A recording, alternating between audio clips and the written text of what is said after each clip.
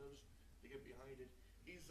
I checked my email today, he sent me a copy of the kind of the blanket letter. Yeah. And I'm gonna put together a thing with folders, I'll give everybody out. I told them it'll probably be the first of next month before I can get it to everybody, and I'll bring it in front of everybody, and, Wow. they're trying to pass it, and it's not really well known. What's the point of it? Like, what are we trying to accomplish by doing this? It is FedEx and, who's that big, other company that you order stuff around, Amazon? Okay. These companies are pushing this. So they get more product out. So they get more product out, and they're gonna choke out the little guys, because the little companies can't afford Right. to keep up. And so it's FedEx, Amazon, and the real big ones are trying to pass this so they can get more product and choke out, and the federal government will not put any money, even if they pass it, Yeah. nobody gets no money for infrastructure to take care of all the stuff they're No, gonna do. and these companies are just gonna make hand over fist. Exactly. And so anyways, that's what it's about.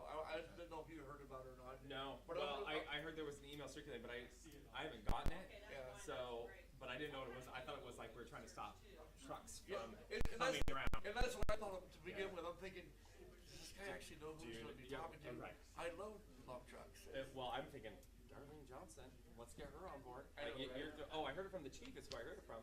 He's like, this guy doesn't know, whoever this was doesn't know what community he's sending it to. Right, right. But that makes sense. But no, then. it's actually, I went into it with an open mind, because I'm Yeah, thinking yeah. this guy's a Okay. great one. But it's a small group. There's only 5 of them across the U.S. Oh. And this guy covers the Northwest. They're trying to grow, but it's actually Oh, that's something funny. that I think might be a good idea to get behind. Back in Okay. shoes. I'm back in his shoes. Yes. How's it feeling? I'm still swollen. Like I'm still swollen. I still swell. I went to Florida and it was Like really it feels swollen. like as the day goes on and when I take my foot off, like from where my brace You're in is. a brace, yeah. I This refuse is to like wear mine. huge. This is huge. Yeah, I'm And it doesn't supposed make to be any in a sense to me. brace and yeah. Hi. I literally just got done with my day. Really? Getting in here. Yes. Nice. I don't want you to think I was avoiding you when I said, "Oh yeah, I'll call you later." Yep. Never called. That's weird. He never called. No, I went home, took a nap, Okay. watched a movie with the How's boy. your kid feeling? Oh, he's fine. It was just mainly last night, and I just took today off just to give him a break. We've been pushing him hard with sports and then him waking up and almost throwing up last night and not feeling well. I was like, he might need a break today. My kid threw up in my classroom as we were leaving to come home today. Nice. It was awesome. Nice. It's like, you're great, thanks. Go to a garbage. He barely missed it by about Yes, this much. we are.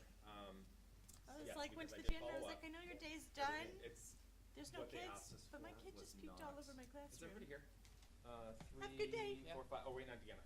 And I know she's here because I started back here. There she is. What they were asking for was beyond what really we needed to do. We just need to write something. Yeah, that's cool. We I don't just need to wanted to change make all of sure. city code to make Okay. sure, and because I followed up with them the next day. Okay, Perfect. just so something, Yeah. I didn't want to, No, it didn't get dropped. Okay. But I thank you for the money because it's been a Okay. couple weeks. Can we go now? You ready? Okay. Oh, stop video. There we go. Record. Record on the computer. Recording in progress. Good evening. It is Monday, April 17th, 2023 at 6:33 p.m. We are going into an executive session with the City Council of Woodland. All council members are present and accounted for. We are going into executive session regarding RCW 42.30.110, Section 1, Subsection B, acquisition of real estate. We will be in executive session until 6:59 p.m. Recording stopped. Give me just a moment.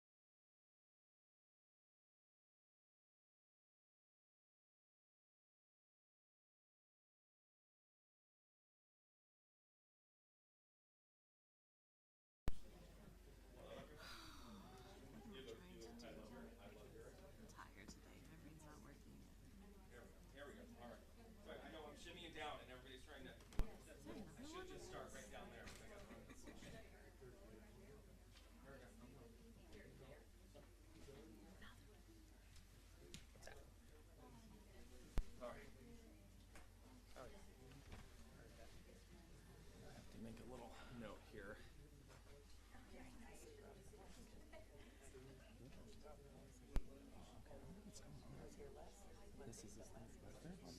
And you don't know what's going on? Recording in progress. Looking around. All right. Are you ready, Mrs. Hogan?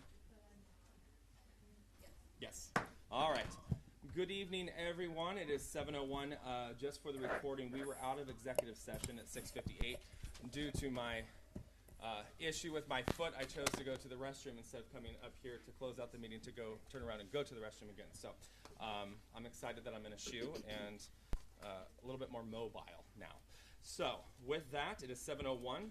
This is Monday, April 17th, 2023. This is a regular meeting of the City Council of Woodland. If I please get you to silence your cell phones and rise for the Pledge of Allegiance. I pledge allegiance to the flag of the United States of America and to the republic for which it stands, one nation, under God, indivisible, with liberty and justice for all. Thank you. Mrs. Hogan, will you please take the roll? Councilmember Rounds, Here. Councilmember Smith, Here. Councilmember Holland, Present. Councilmember Burke, Present. Councilmember Dowdy, Here. Councilmember Hall, Here. Councilmember Alderman. Yes, okay. I'm just making sure I'm supposed to go somewhere.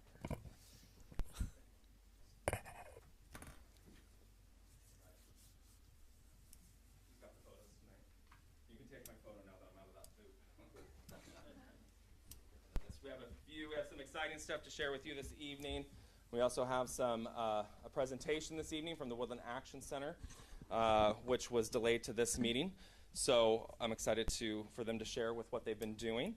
And then also we have some recognitions to go over. But we also have a pretty heavy agenda this evening to share a lot of information that we've been doing here at the city tonight. So with that, I'm going to shake up the presentation slightly and go straight to the Arbor Day proclamation. And this is for Arbor Day, April 23rd, 2023.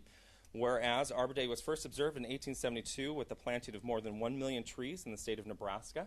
And whereas Washington, the evergreen state, has celebrated Arbor Day since 1917. And whereas Arbor Day is now observed throughout the nation and world. And whereas the city of Woodland is designated as a Tree City USA by the National Arbor Day Foundation.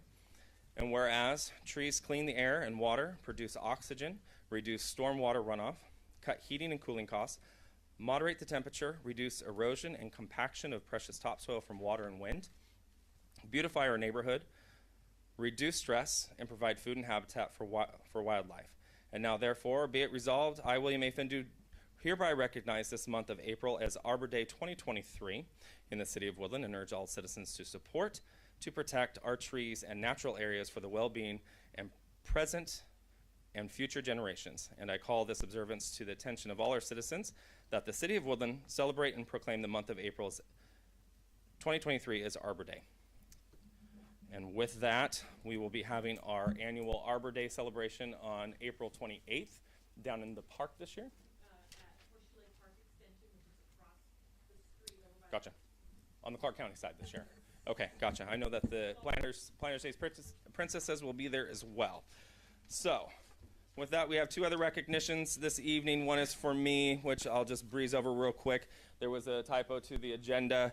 It says Advanced Certificate of Municipal Leadership Award. Actually, it's just the Certificate of Municipal Leadership Award I received. But our big one this evening, I'd like to recognize Mrs. Deanna Holland right over here.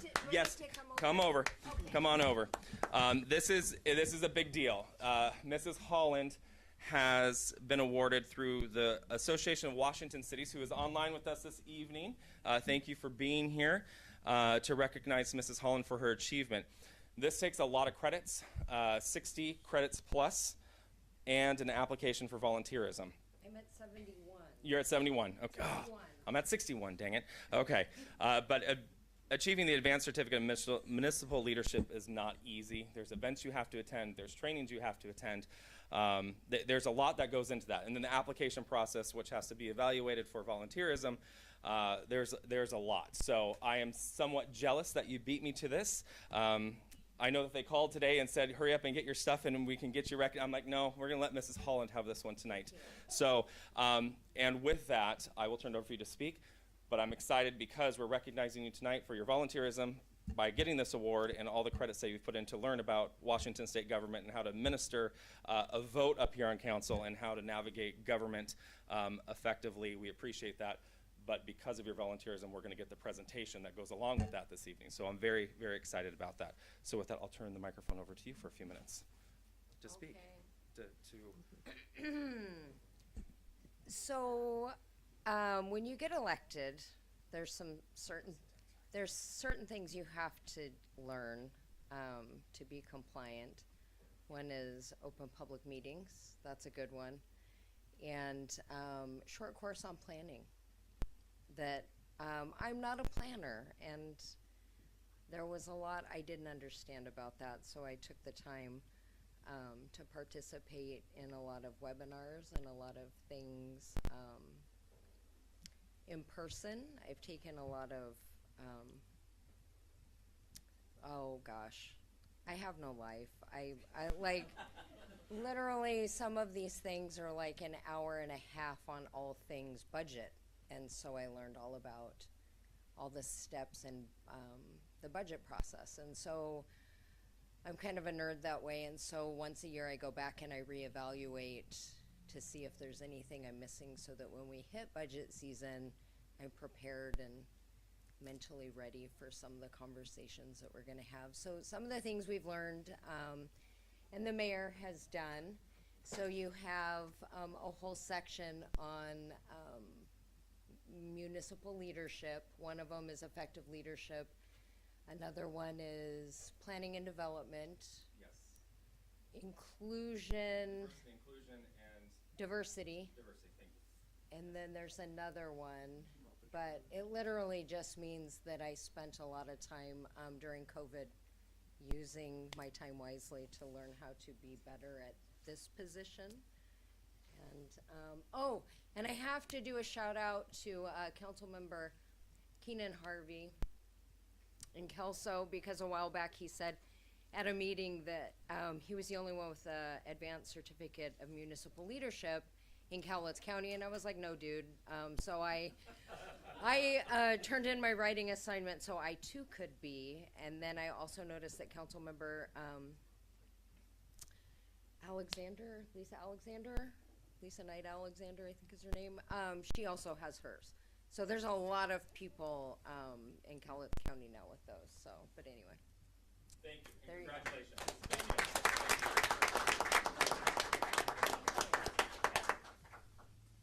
And with that, I don't know, are you coming back down? I was gonna grab my Okay. phone so I could cheat. And we are going to move into our presentation this evening for the Woodland Action Center to give us an update. And I know that Ms. Gale is here, and I believe Councilmember Holland is going to join in to assist with that. I'm just here for moral support and piggybacking. Here, I'll hand those out. Sweet, okay.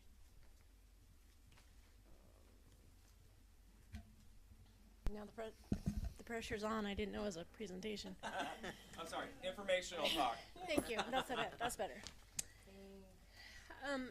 So our main topic tonight is Thank you. just about affordable housing, because we know it's a serious issue in our community. And at Woodland Action, we're the only source of help in town, and we're really the food bank.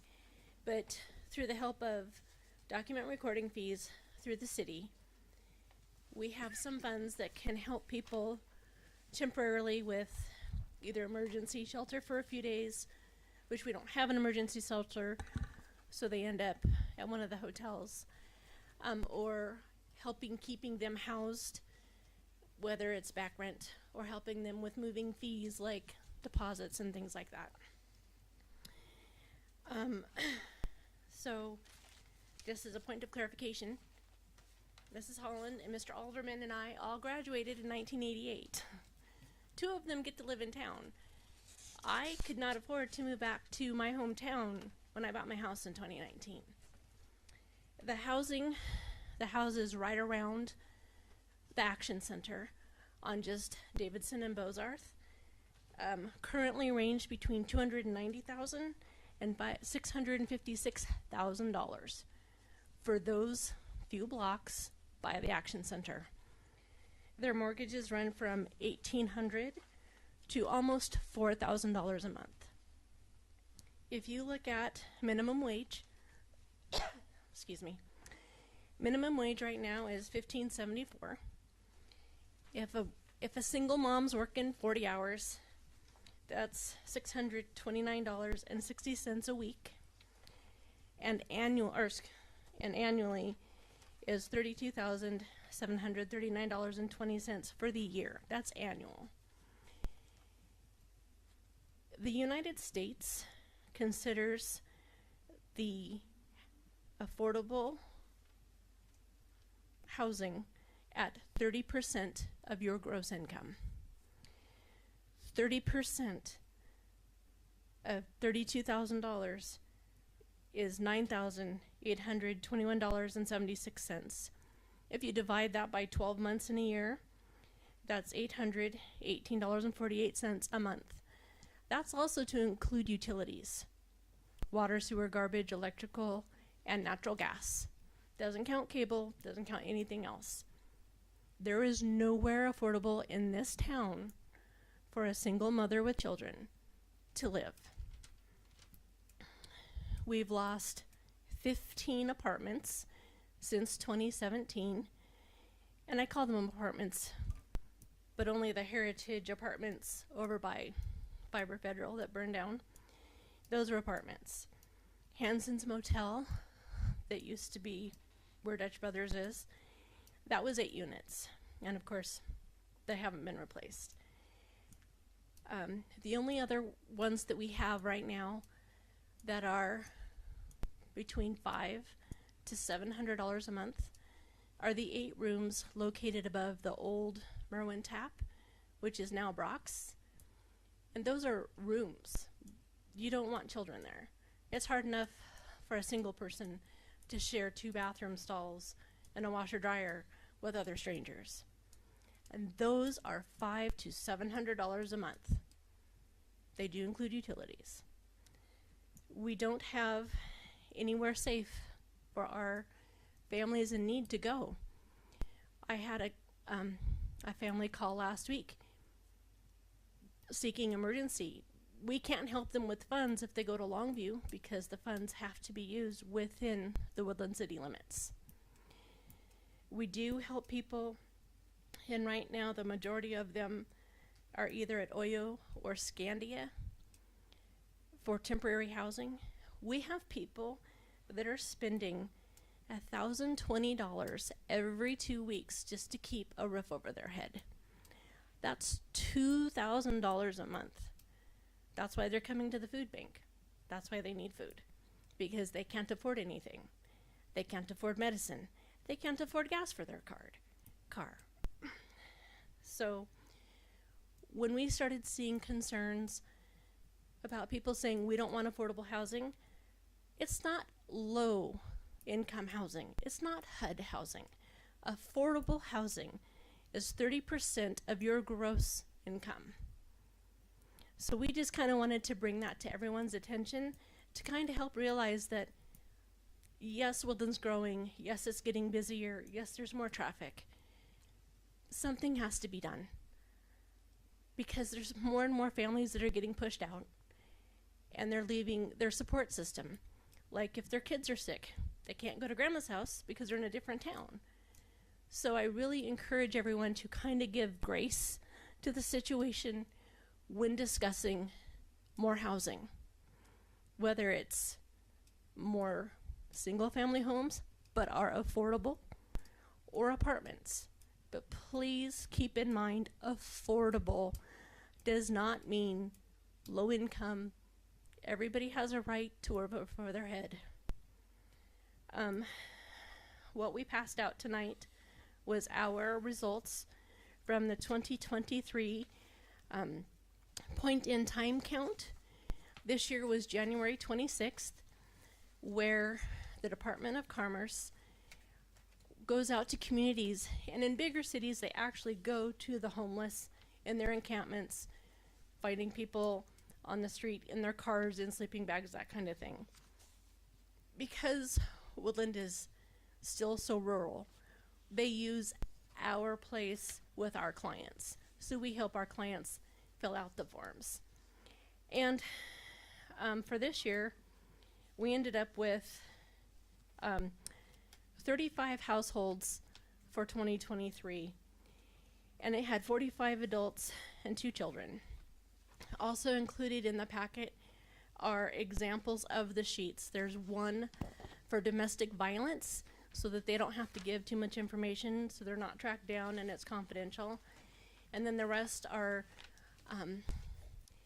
we try to encourage them to give as much information as they feel comfortable with, but sometimes we just get name, age, and where they slept. So our numbers don't have a lot of data. You'll see blank and things like that, but we at least have a count of who slept in an RV, who slept in a tent, those kind of numbers.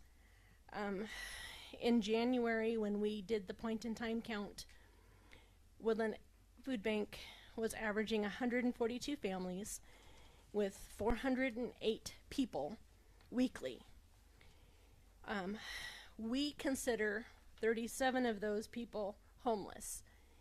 If you are living with a friend and sleeping on someone's couch, they don't consider you homeless.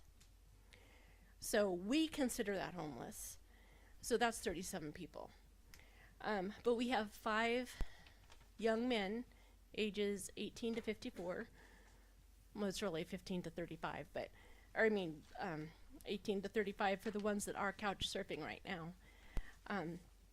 So that's 32 people that were homeless according to what we were allowed to record. The other thing is we have a lot of people out on Dyke Road at Stevens Morridge. They don't qualify for funds because they're in the county. They are living in old, ramshackle, rundown RVs with no power, no water, no anything. And they are getting charged $500 a month for the privilege of living in a cold can. We cannot help them with diesel, electricity, anything, because they are not incorporated into the city limits. We don't get a lot of funds to help with diesel or propane. They've had a couple units catch on fire, but because there's no water, it caught a couple other units on fire. So several families lost their place to live. Am I missing anything? That would be lovely. I'm gonna let Deanna fill in, and then if you have questions, since it's a presentation, I don't know if you're allowed to ask questions, but I'm gonna let her do her thing. So right now, I will be Woodland Action Me. So people who don't know, I am the board president of the Woodland Action Center, and I'm in my 5th year of a 2-year term. So if anybody would like to take over, please let me know. But one of the handouts that you have is the actual point in time count sheet. So because we are split into 2 counties, we document information for both Clark and Cowlitz County, and then we pass it on to whichever agency is in charge of tabulating that and passing it on to Department of Commerce. So one of the interesting things I thought with this year's form was that we were allowed to count people living in RVs without running water and electricity. In the past, that wasn't counted. The last couple of years during COVID, they were not really counting people, but what this is considered is a snapshot in time. It's this one day. And so you'll see things advertised like events where people can come and get eye exams and clothes and that type of thing. And we're not set up to really do that. So we are allowed to just go over this information when people come to the food bank for food. It's usually right after Christmas when we close for a couple of weeks and we lose people because they move on to other places because they need food, and we're closed for 2 weeks between Christmas and New Year's. But as you kind of go through these, I just thought, I know when I'm council member me, I talk a lot about the point in time count. And this I thought would be helpful that you understand what that actually is. And this is done around the country. It isn't just us or Washington State. This is how federal dollars are disseminated down through the channels. Woodland Action Center doesn't get any county or state funding for anything. The only housing funds we get are document recording fees from Woodland City Council's vote to do that like a decade ago. The funds that we used for people outside of city limits was from a grant that I wrote, and I got extra funding for that.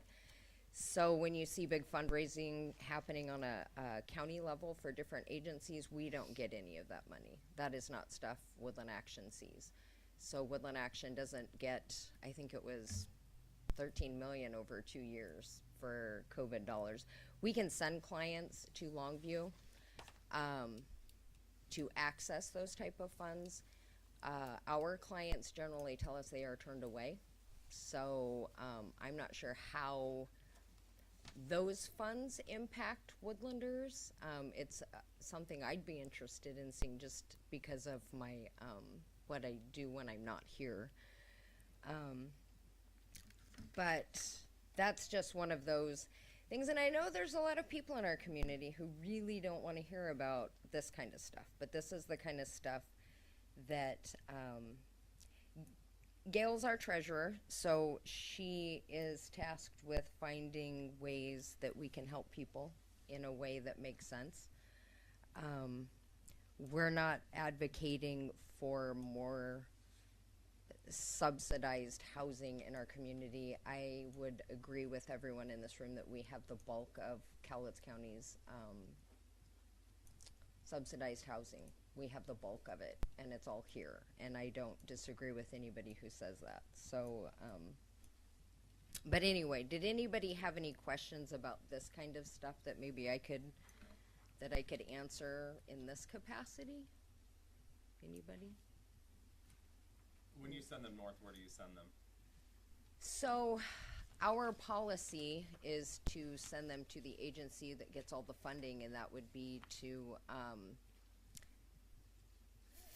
Family Health Now, I think, is who does coordinated entry, and then you go there first. So I guess I should. Is that a government agency or is that No, private? It's Family Health Center here in Okay. town.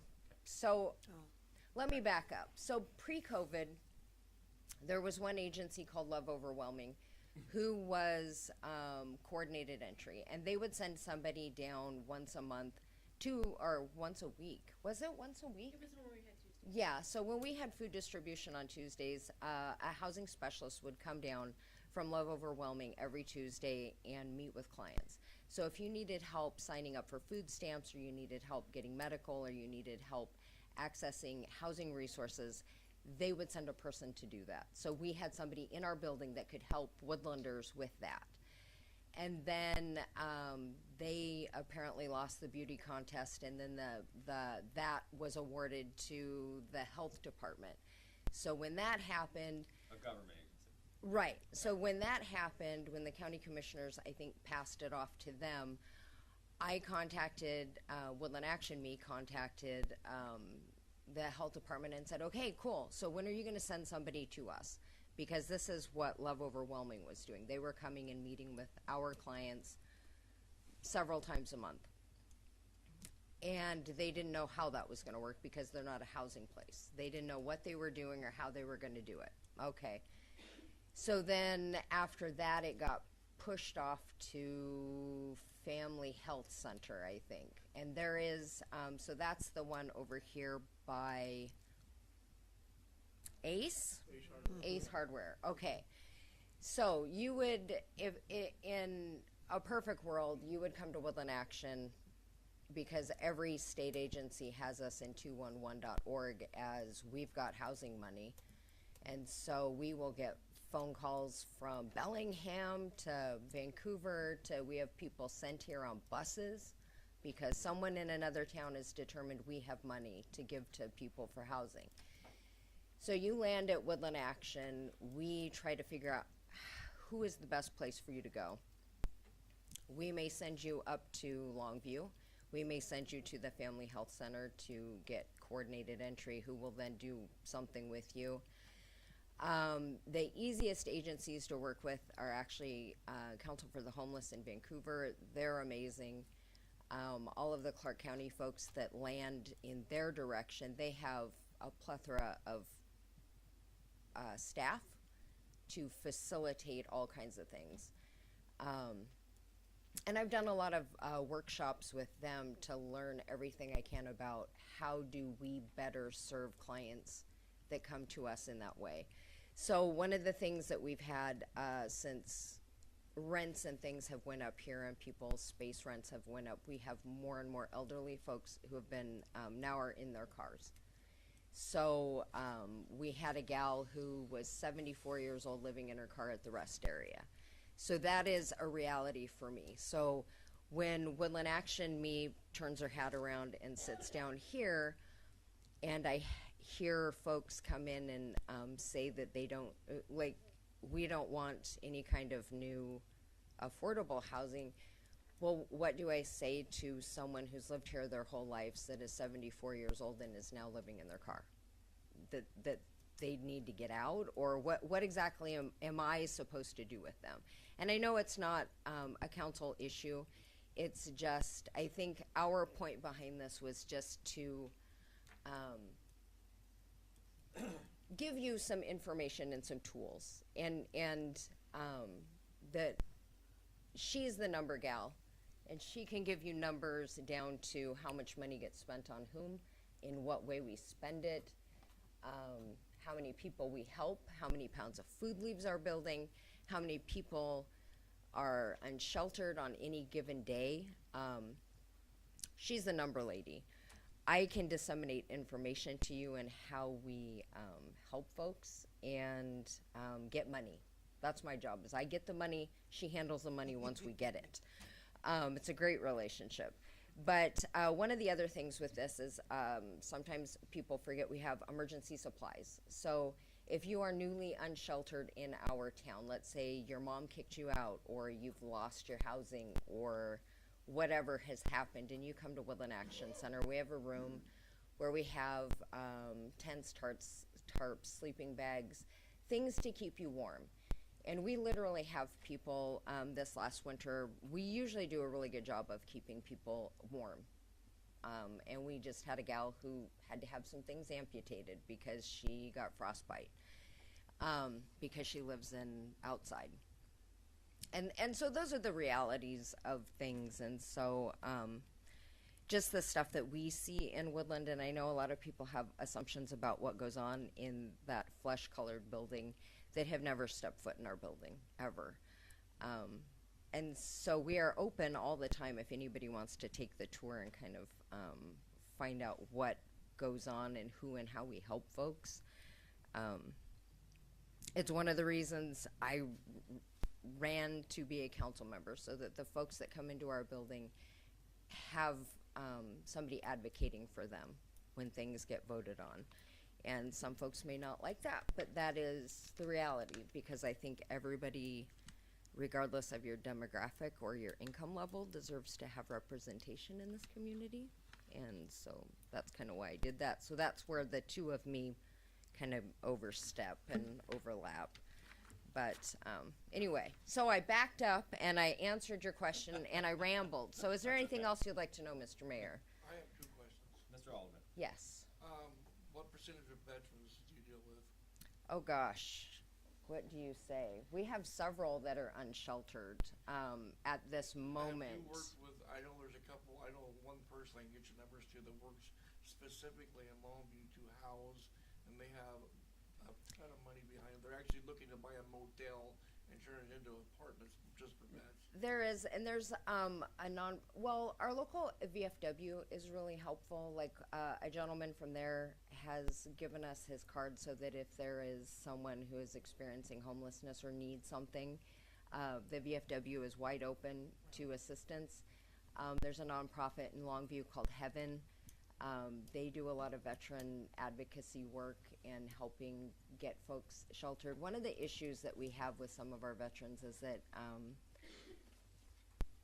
they're chronically homeless. So there's different levels of homelessness, and they are chronically homeless. And in other communities, you have folks that are chronically homeless that you will see on a sidewalk. In our community, we are rural, so you don't see that they live in the woods. And that is their choice, and I'm not trying to change their lifestyle. Right. And so if they know that if they are done being outside, that we will help them get inside through one of our channels. But off the top of my head, I'm not sure. Without throwing out names, That's I know okay. No, everybody no, by name and I what their know, situation is, but That's close enough. Yeah. The other part of it was, what do you do to help with the mental health issue of a lot of them? that Because is, that's a big thing. and that is. And with the mental health part, you also have addiction, Right. where they're self-treating themselves. And so again, because we are not set up, we are a food bank first and foremost, and none of us are social workers, and we don't have the funding for a social worker. So in that way, we have resources available that we can help. And what kind of sucked is back when Love Overwhelming was our point of contact, they would physically drive people back to Longview and get them to the agency that could best help them. And that went out the window when they were no longer. Woodland Action doesn't have vehicles to be able to do that. We are not in a position. Deanna has a job. She has a job. We don't have anybody in the building that is equipped to handle folks in a mental health crisis, you know. And that's unfortunate, and I wish we did. I wish some of the other partner agencies that get gobs more funding than we do would partner with us, but they don't. It's kind of every man for themselves. Yeah. I wish I had a better answer for you. Okay, no, that gives me an idea. Thank you, though. Mrs. Dowdy. So with the women's clinic that's trying to open up, and I know they're trying to service all women, is that something that would be a possible partner for you guys? If they were, Stacy's reached out, and we're just waiting for her to get open Okay. and talk. So she's reached out. Okay. Perfect. yeah, there's lots of people with lots of different groups. It's just not here. You know, they're always somewhere else. So we're kind of excited to see their vision realized. Yeah. Anything else? I'll just make one comment, just like there's anything else. Thank you for the work that you do for Woodland and for our city. I've always said that government is not the place for administering health and welfare programs, but if there is a funding mechanism in place, which we do have for the city, when it comes to document recording fees, and we're able to pass those on to an organization that's able to administer those, we by all means want to do that, and I think that we partner pretty good with that. So thank you for all that you do, and if there's anything that we can do to bridge the relationship between any of those organizations up north, because I know that I've said it from the beginning, we need to take care of Woodland first, and I know that we've got county residents and everybody that you all administer to, but our first concern up here is those that live within the city limits of Woodland. Those are the ones that we can actually help and administer those dollars to. Right. But we know that there's other pots of money out there that are available to come in and help, and sometimes those funds need to be ran through the city, and we're more than happy to do that. I just don't think that we're in any capacity to to provide social services. Right, and that's so thank you for being here and providing those services. And that's one of the other things is that you really don't realize what an impact the document recording fees have had on people. I know that Gail will come every once in a while and give you guys, every 3 months, give you a kind of a synopsis of how the money was spent. But what we discovered is it's easier to keep people housed than to rehouse them. So if somebody is sick or something happened and they're behind $500, and people really don't ask for a lot, it'll be, I'm $300 short on my rent. Can you help me? And if we can take the document recording fees and kick in $300 and keep that person housed, you've saved an entire ball of wax right there just by keeping one individual and their family housed. It's so much easier to keep someone in a place, because around here, folks are expected to pay a application fee, a background check, a security deposit, first, last, and then make 3 or 4 times. 3 times the rent. So if the rent is $1,000, you have to show documentation that you bring in $3,000 before you're allowed to rent a place.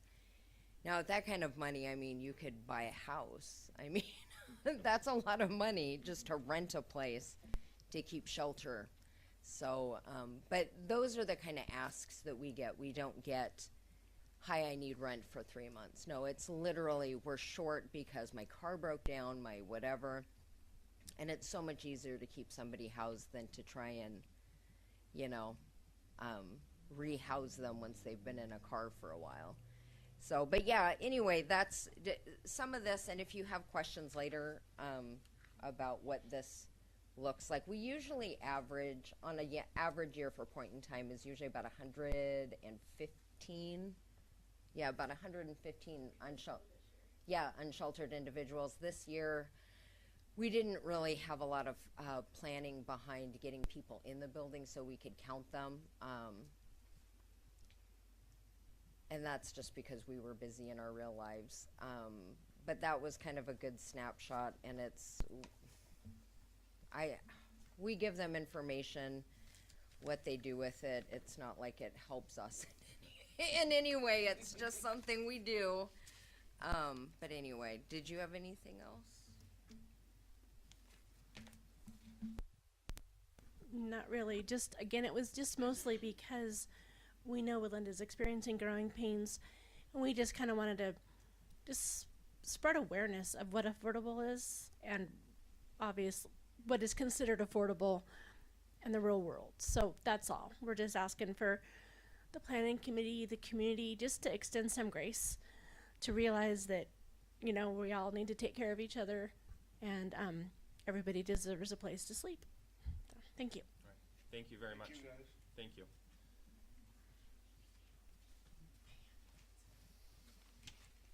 All right. Anyone else for items? Make sure I get this right here. When's first? Not on the agenda. So, first up for items not on the agenda, Mr. Kinwisher. Mr. Mayor? Yes. The public hearing? Oh, did I miss? Oh, I'm sorry, Mr. Kinwisher. Just one moment, please. All right. The time is now. Thank you for catching that, Mr. Boyce. It's down further than normal. The time is now 7:38. We'll be going into a public hearing regarding Parks and Recreational Plan, item 23-0046, supporting packet was online. And now is your opportunity. I don't have a sign-up sheet, so if you are here to speak on the public hearing regarding the Parks and Recreation Plan, now is your opportunity to step forward.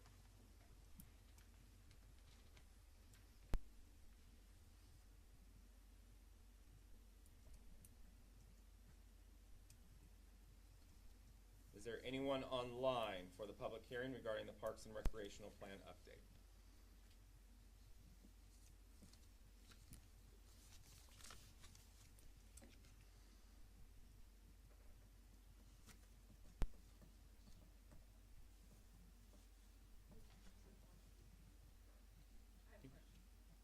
Oh, yes, Mrs. Ripp.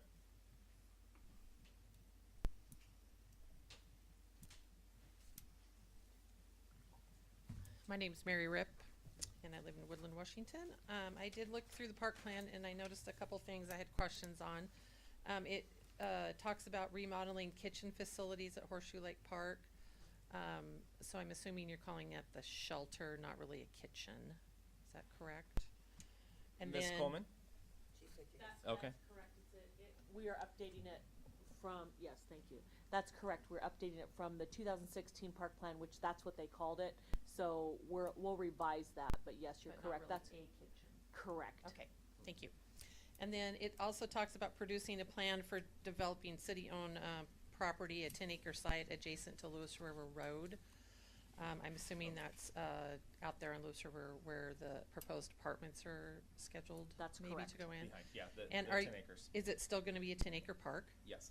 Okay. That land was donated, Miss Coleman, you can correct me if I'm wrong, that land was donated to the city for use as a park only. That's correct, and we have restrictions and limitations due to the wetland facility in that Gotcha. area, yes. Lovely, okay. I wasn't sure if it was still 10 acres after the development was proposed. The development is closer to the road than it is down Right. that way in the floodway. Okay. And then, it doesn't really talk about in the park plan how any of this is gonna be accomplished and how it's gonna be paid for or budget forecast. And then I also did note that it talked about 2.7% population growth rate. Okay. So, not sure, when does the budget part of it get addressed in the park plan and how that's gonna get paid for? Well, that's a great question. As you are probably aware, our park plan or our park facilities are very low or underfunded. So a lot of these times, in order to get funding or financial assistance from outside, we have to have them in the park plan in order to go out and ask for the money instead of just having a wish list. So it's somewhat of a wish list, and hopefully someday we'll be able to accomplish that. But when we look like the 10-acre park development, when those apartments are eventually built, there's going to be a park impact fee that will be assessed per unit, and I think that Ms. Coleman or Mr. Goddard, do you know what that number is that would come in off those apartments? Or any development, really? I did actually read that in Okay. the application itself, but I guess my final comment is not just for parks, but for all impact fees. I'm hoping that the council is gonna revisit those amounts. I was most surprised that 139,000 was only gonna be collected for transportation impact fees, and the park impact fees were in the neighborhood, I believe, of 239 or. That sounds about right. 206. And so Or 206. I'm just a little shocked that the transportation impact fees are so low. The park is the next up, and then it goes to fire, which is 429,000, I think, and then the school at over $1 million. So that's, I'm hoping the council is going to look at raising those impact fees for all this development that's proposed to go on. Thank you.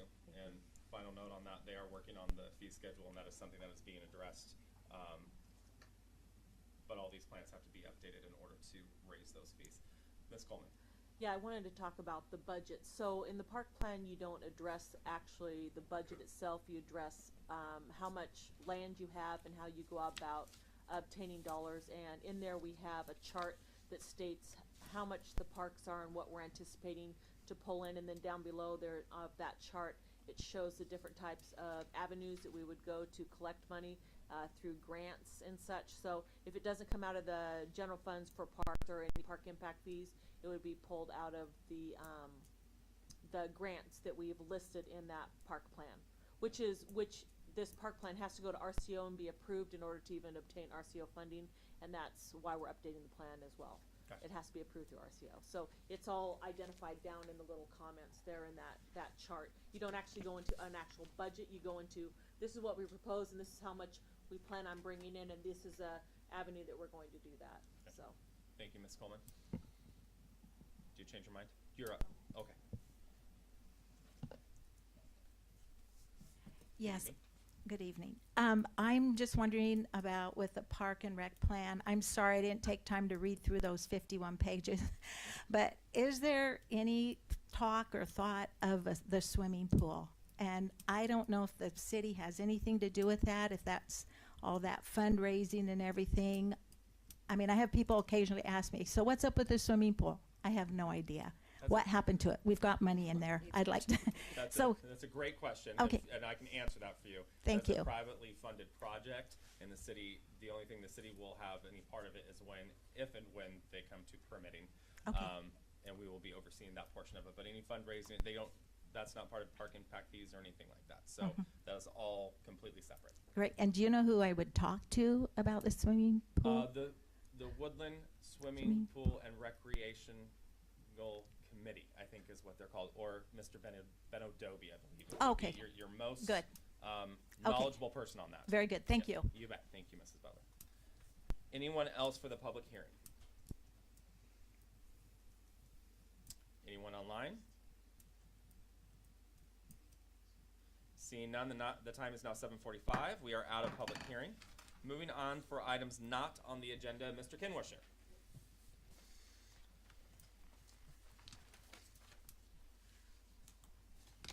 Good evening. Good evening. My name is John Kenwisher. I attended the meeting last Monday on the proposed apartment complex on Lewis River Road. It was a 3-hour meeting, really detailed. But my comment was it was at 9 o'clock in the morning on a Monday, so there were a lot of people didn't get to hear it. My comment is, did it all get recorded, and is it available for people to listen to? That's a great question. Mr. Goddard. Yes, it was recorded, and the hearing should be available on the website. If not, I'll check tomorrow, make sure it's there. And I'd like to take this opportunity to point out that the hearings examiner left the record open for 2 weeks, and so anybody who is interested in submitting comments can still do so. They can submit that to staff, and I believe the deadline is 5 o'clock on April 25th, at which point there will be 1 week of rebuttal, in which case the staff and the applicant will write responses to the comments that are submitted. And then a week after that is the applicant's opportunity for final discussion, and then the hearings examiner will issue his decision after that. So it's 2 weeks for everyone, 1 week for rebuttal, and then 1 week for final closing argument. Thank you, Mr. Goddard. Ms. Kinwisher. So I highly suggest that if you haven't listened to the plan and the presentation, that you do so. Okay, thank All you. right. Thank you, Mr. Kinwisher.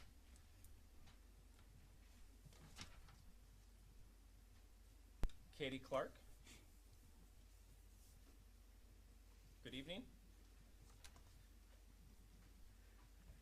Good evening, Mayor Finn. Good evening. My name is Katie Clark.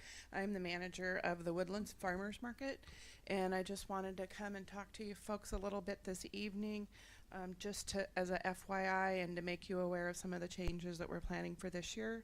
We are planning on switching to Friday as well as later to better accommodate some of the community who've spoken up over the last year about having to miss the market.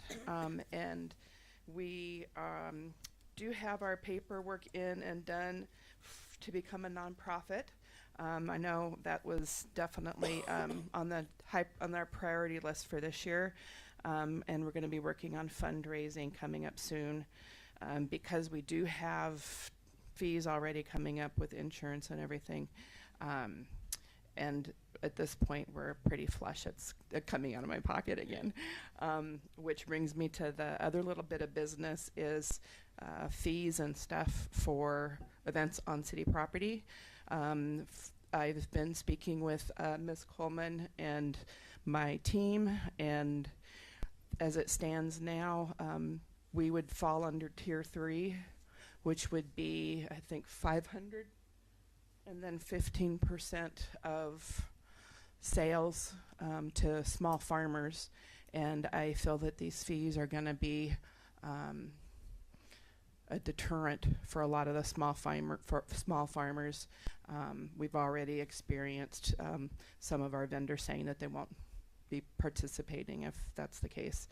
So when we turn in paperwork, we will be asking for an exception.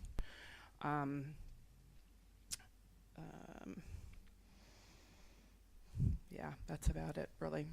Okay. It's going to be later. What time? What are the times of the market at this time that are proposed?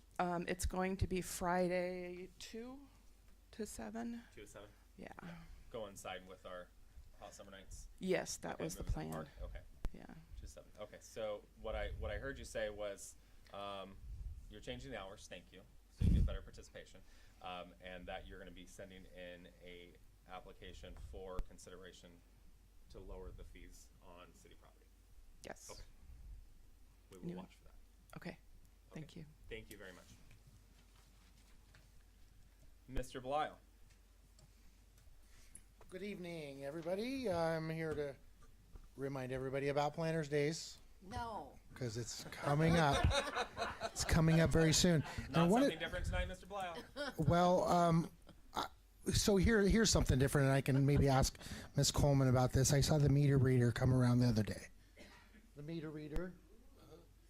Oh, I saw them in a couple different places. I saw them too, but I work from home I'm these days. wondering how do they read the meters? Because it's like open, shut, that quick. With squirt bottle if they need it. Do they take a picture in there? No, if they can't get a read, then they send it to us and we go out and read it next. Oh, okay, because it was like that quick. They're fast. Okay, well, there's my answer. Speaking of Planners Days, now, Planners Days, part of their mission is to help the community, especially the nonprofits. So I've talked to a few of them around town, and there's still great opportunity for those nonprofits to team with us to make money during Planners Days, to host a feature or something that they maybe charge people to participate in, and they get part of the money for it. So if any of those organizations are interested, Give me an example. like I've already talked to Councilor Burke about the Grange. Okay. The bingo's done by the Historical Society, things like that. So some of the other organizations could be like the Cub Scouts, Boy Scouts, Action Center could get in on this. Anybody that's got a nonprofit, we want to help them. So I think Laluska does a little, teams up with the barbershop to do the mustache and beard contest kind of thing. And they charge a little entry fee for that and get some prizes. So that's the kind of programs that we can make happen for Planners Days. Well, Is we there going want, to be another beer contest this year? yeah, I think so. I mean, I've talked to them, but they have to make it happen. Okay. So I had so much fun with that last year. yes, That was fun. it was good. I was a judge, not a grower. Just so everybody. Yeah, I was a judge. So what you're saying, obvious. so what, Right.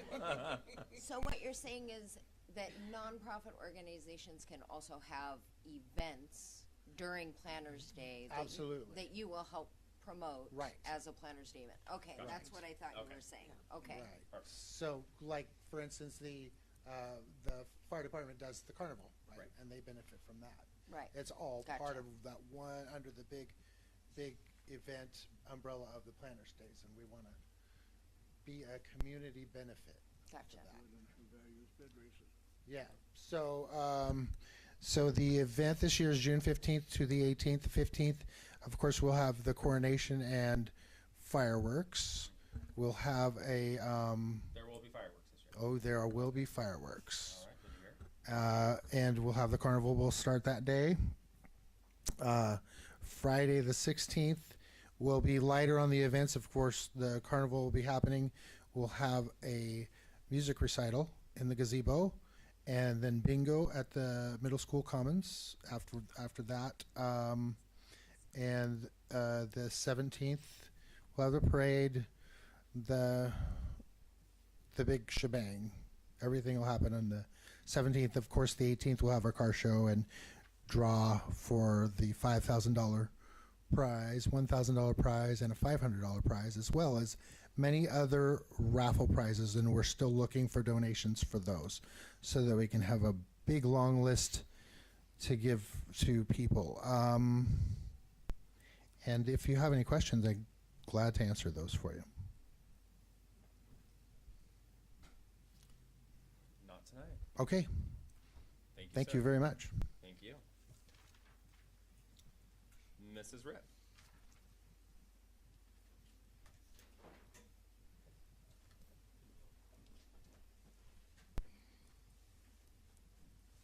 Are we still items not on the agenda? Okay.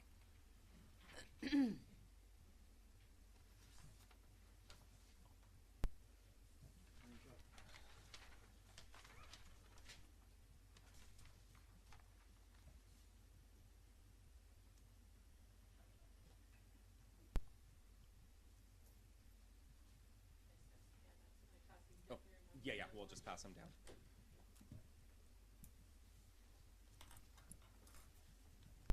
Make sure I get that on the right spot. Good evening. My name's Mary Ripp, and I'm here to speak about a utility account that my son has over on Embassy Loop. And for a number of months, actually dating back for almost a year now, we've been working with Minol in the city, trying to get a resolution on some of the charges on the bill. Most specifically tonight, I'm talking about overbilling that has occurred for recycling. He's continued to be billed for recycling charges for a 90-gallon recycle container on the commercial side.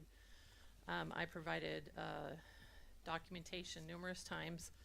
I actually went as far as doing a spreadsheet, going back, prorating, clear back to the 45-day period when Minol first took over, and then prior to that when the city was still billing. He and his wife were split up and they divorced in March of 2022. At that time, when I started helping him with his bills, I noticed that he only had a 60-gallon recycling can, and he also had a 90-gallon garbage. So first we worked on the garbage, and he got that changed, and that was effective in October. It took until January, February for Minol to actually issue those credits. I think we finally got that situated, although he still has the 90-gallon receptacle at his house. And we've asked Waste Control, we've asked the city, we've asked Minol, and it still hasn't been changed. So a few times we've sent in pictures of the cans, and the pictures show that he's got a 60-gallon recycle, a 90-gallon garbage, which now he's paying for a 60-gallon garbage, but they will not take the time to come out and switch that when they pick up garbage every week. I don't know why. I'm done talking to the city about that. I'm done talking to Waste Control and asking them when they're going to pick up the can, because he works during the day, doesn't get home till after everybody closes, and he's out in the field, so he doesn't have the opportunity to call anybody and make those changes. So that is why I had my name added to the account to help assist him with his billing problems. Right now, if you look on, I think it's page, let's see, I believe it's page 2. There's a chart that looks like this. This is the spreadsheet that I did. I showed you what the current charges were being charged, the corrected amount of charge, and the credit that is due. This is for the recycling as well as the tax that goes along with that, the utility tax. So that dollar amount through the March bill was totaling $182.19. We also worked some, and Mayor Finn finally got to the bottom of the sewer charges, although I don't agree with the sewer process they're using, because when you go from a 4 or 5 person house and you go down to a 1 person house and you're paying 4 times the amount for your sewer bill, because now you're paying based on sewer summer or winter averaging, whatever it's called. And so now he's not eligible to get that reduced for a new average amount until the whole next year's cycle. So when you're a single parent and you're trying to pay your bills, just like the Action Center said, affordable housing, how does a single person pay all their bills when everybody keeps dipping into your pocket and asking for more and more money? So I did receive a whole bunch of documents. I think there was 17 attachments that came in from the city. Of them, there was only one document that actually had anything to do with the sewer, or excuse me, the recycling overcharges. And that was a memo that was prepared by Kathy Morrison to Tracy Coleman and then forwarded on.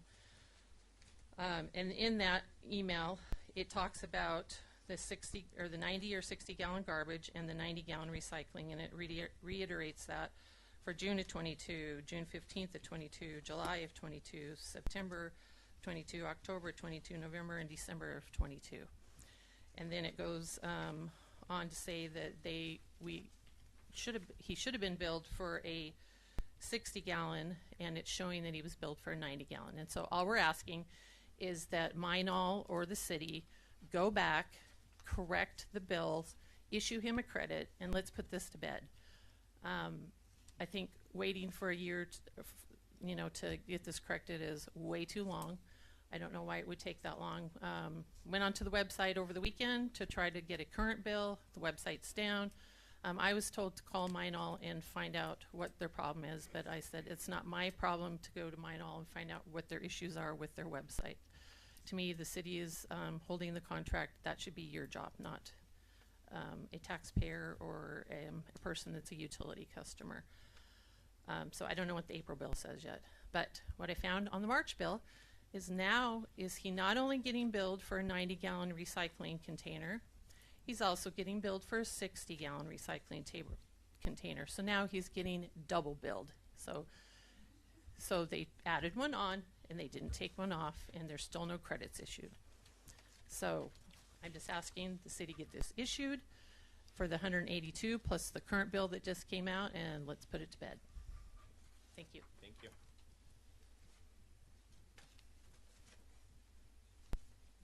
All right. Kelly? Is it Kempler? Lempler? Yeah. Oh, you said you signed up. Yeah, Yeah. I thought it was just attendance. Oh, gotcha. No.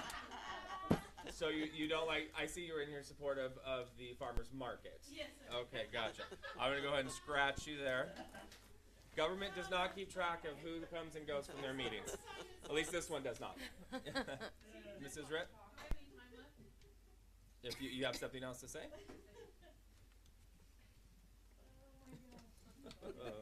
I did the same thing. I also wanted to speak on behalf of the farmers market. I know that I have heard that they're going to be charged a tier rate 3, which says in the fee schedule that it's for 150 or more attendees that charges an admission fee, and then the city wants to take 15% of their profits. If you want this farmers market to go in the city of Woodland, you do not want to charge a 15% fee. I don't ever see 150 attendees down at the farmers market. Wouldn't that be grand if there was? And then maybe you could charge 150 or 15% of their profits.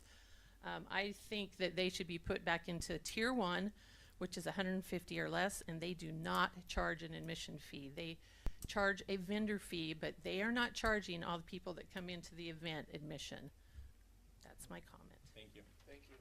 Anyone else for items not on the agenda who failed to sign up at the beginning of the meeting? Anyone online?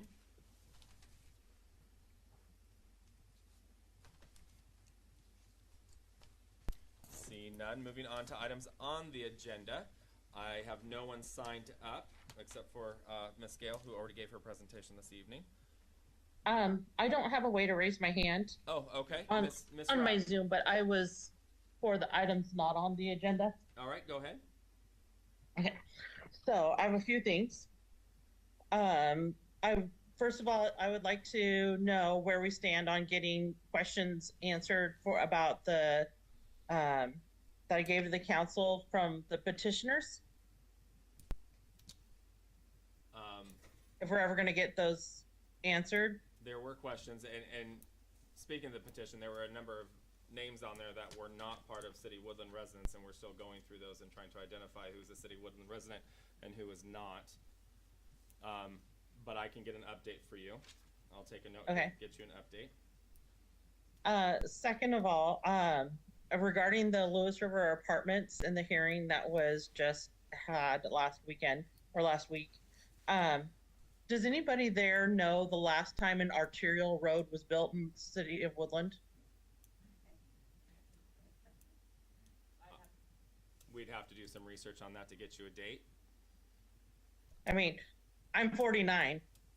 I don't remember an arterial road in my lifetime being built. I don't actually mind. I think we need housing. Can you still hear me? Yes. It's showing, okay, it's showing frozen on my screen. Oh, no, So we can still hear it. Yeah, I guess well, there I go. Yeah, okay. No, we're good. But I don't remember the last time arterials were built. I also don't remember seeing like plans for any arterials. The last time I've seen, although it's been a while since I looked at the plans for the growth management piece, but I actually figured out how many proposed and already approved housing units there are that are going on right now, which is 1,062 units in the city of Woodland. One of that being the 400 plus ones that are, the Woodland City lost the appeal for Logan's Landing down on Belmont Loop. So I'm not sure where that stands as far as, you know, those people coming back to do the apartments over the commercial building, because that's a pretty big build. To my However, understanding, that's still on hold, and I don't know that the city lost an appeal. We're just on hold. We're waiting on. That's why I got the information from the city website. Mr. Goddard? The appeal was withdrawn, and we agreed that we would review additional information. So the SEPA was never, the appeal never went to a hearing. We simply withdrew the decision pending additional information, and the project is still on hold. Thank you. Did you hear that, Ms. Rabb? No, but I actually read, I read the whole piece that's on the city website, and it said that from what I could understand when I read it, that it met the requirements of what the city had for the growth plan, and so that there was nothing that the city could do to make them not be able to build that. No, I disagree with that statement, but Mr. Goddard had said that they withdrew their appeal, so therefore there was no decision that was ever made. So to say that the city lost an appeal is an inaccurate statement. They've decided to come back and bring us additional information. Okay. And the city did have a conversation with them. They were not acting within the spirit of the code. They were trying to outmaneuver us, I would say. So that project is still on hold, and we're waiting on them. Okay, so maybe I misread something then, but so that we'll give it a high estimate. We'll take 1,200 people away, because even though the number is 2.7, that still would be around. We're looking at adding with the 2.7% or 2.7 people per unit numbers that I also got from the city website. We would still be looking at adding 1,700 people with a sewer system that's already over full. And I haven't seen any plans for, I know what the wish list is for that Tracy had talked about, because whatever grinder or whatever we were using so we could process everything, when she did her presentations earlier this fall. But right now we're over capacity as it is. And as these get built, I was already here one time and paid already into this system that we have now that made our sewer system enormously expensive. So it doesn't seem like it was planned very well, that we're less than 20 years, we're in the same predicament. It seems like, and we're going to have to step up because we don't have the sewage capacity once again. And then Can I stop you right last thing. Can I stop you right there, Ms. Rapp? Ms. Coleman, can you Sure. answer that, please? Or comment on that, please? Yeah, it isn't that we're at capacity. We're operating at about 50% right now. It was our biosolids storage that was at capacity, that we need additional biosolids. Doesn't mean that we can't treat sewer. We can treat sewer, we just didn't have the capacity for the biosolids, and that's why we need an additional tank. Gotcha. So we aren't at capacity for treating sewage. We're at capacity for storing the biosolids to be able to get rid of it based on the timeline for the fecal After it's been matter. treated? Yeah. Okay. Did you hear that, Ms. Rabb? I did. I muted myself just because I don't want my dog to bark. But to me, it doesn't really matter how much you can treat if you don't have anywhere to put it. I mean, we can continue to pay to have it trucked away like we're doing now, but it's not really feasible when you're adding that many more people without doing something. And I just remember how expensive it was when Tracy was talking about it as one of the things that are on the list of things we need to do, we don't have the money for, that kind of stuff. Anyway, I just wanted to put that out there. And then the last thing I would want to bring up, is there a chance that maybe we can work with the state patrol or the legislators or somebody for, we realistically are having a rock slide and a landslide between Woodland and Kalama every few years. And so far, all I've seen is we're going to divert all the traffic into Woodland and hope they get back on the freeway. And then you can't get from one side of Woodland to the other. That's been what they've done since 1996. And that's been almost 30 years. So maybe we could come up with a better plan. As this keeps happening, it's not right that people can't get home because there's no plan for what to do in this emergency that happens every few years. I do have that on my list to address this evening. Thanks. You bet. Anything else? No, that was it. All right, thank you. Items on the agenda. Anyone in the gallery who failed to sign up at the beginning, now's your opportunity to step forward. Anyone online for items on the agenda?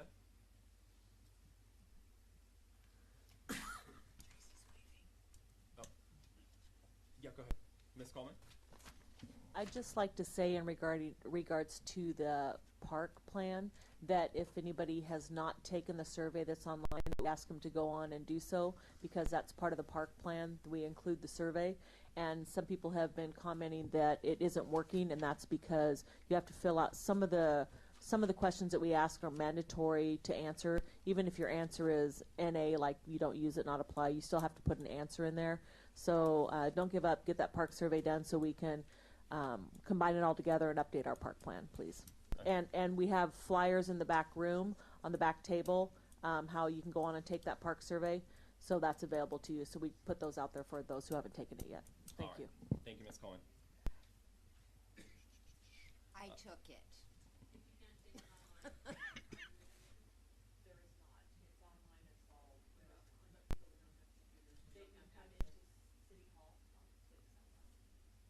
If you can't take it online, you can come into City Hall and we have a computer and we can walk them through that. We have a computer that we can help them at the front desk. Yeah. Thank you, Ms. Coleman. Moving on to the agenda itself. Move to approve the agenda is submitted. Second. Moved by Councilmember Burke, second by Councilmember Rounds. Mrs. Hogan? Councilmember Dowdy? Aye. Councilmember Hall? Aye. Councilmember Alderman? Aye. Councilmember Rounds? Aye. Councilmember Smith? A guy that was on the streets that has taken the first test to do the Operator 1 level, and he has passed and is doing awesome in his hours to do that. And by streets, you mean street crew. Street crew. Thank you. I want to make sure we're clear. We just didn't drive along and pick somebody Okay. up. We took someone from our street crew that was already working for the city. Everybody was thinking it. And now he is over working some hours at the plant, getting his hours that way. And so we're hoping that he will be eligible to take the test in June for level 2 so that he will fill the gap as the operator leaves and retires.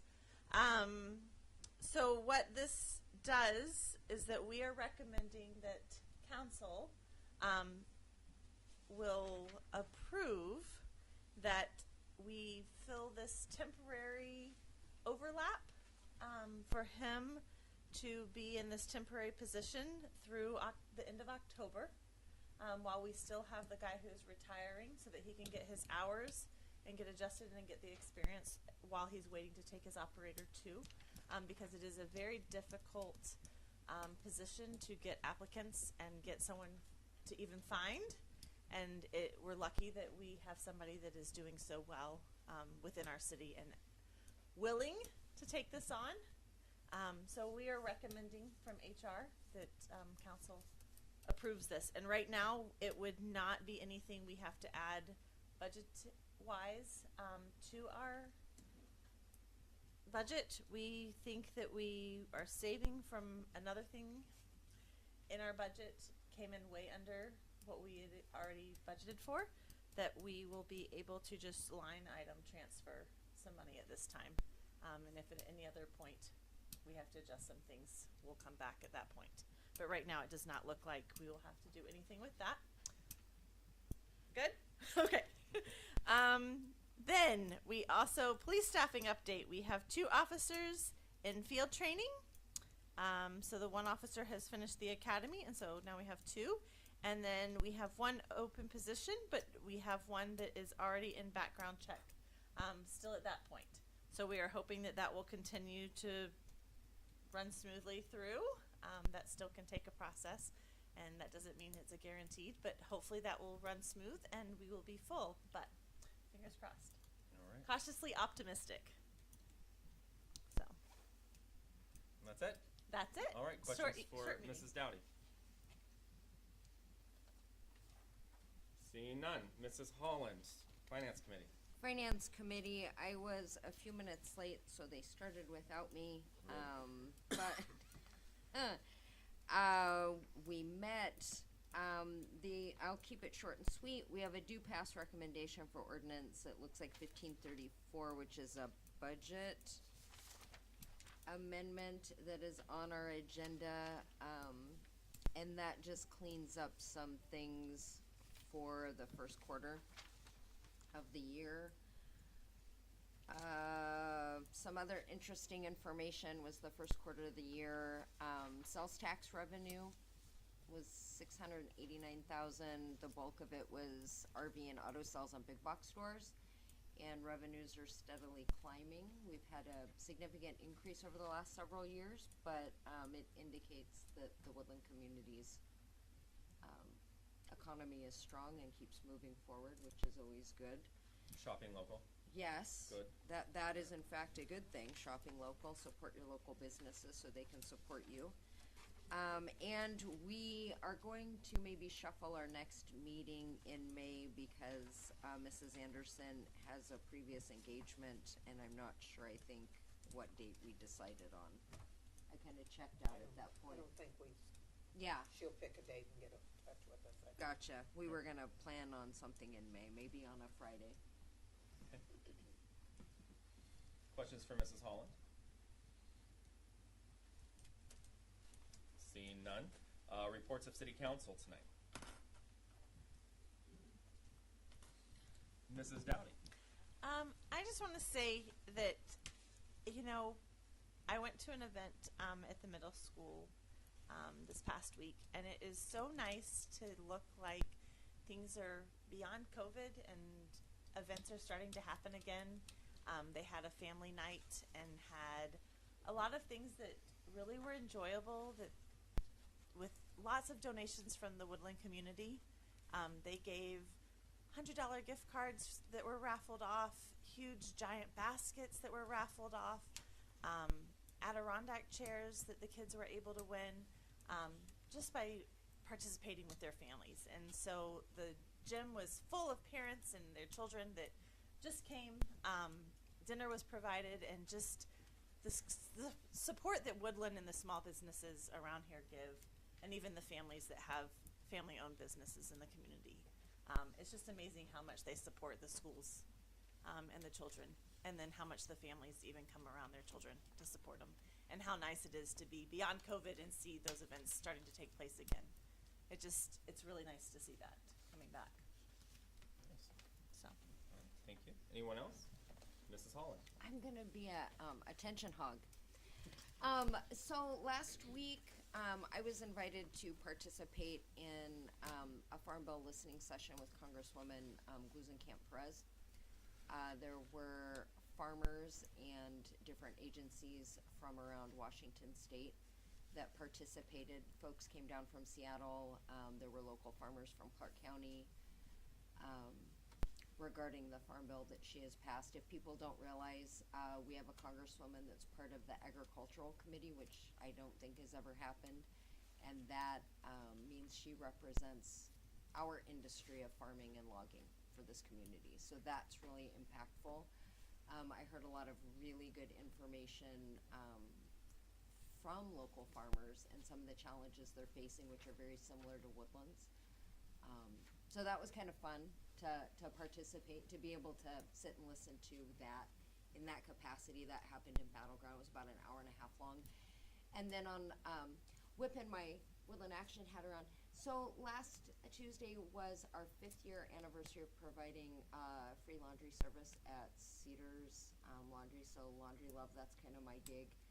I do that the second Tuesday of every month, and I thought that was kind of cool that I've been doing that for 5 years.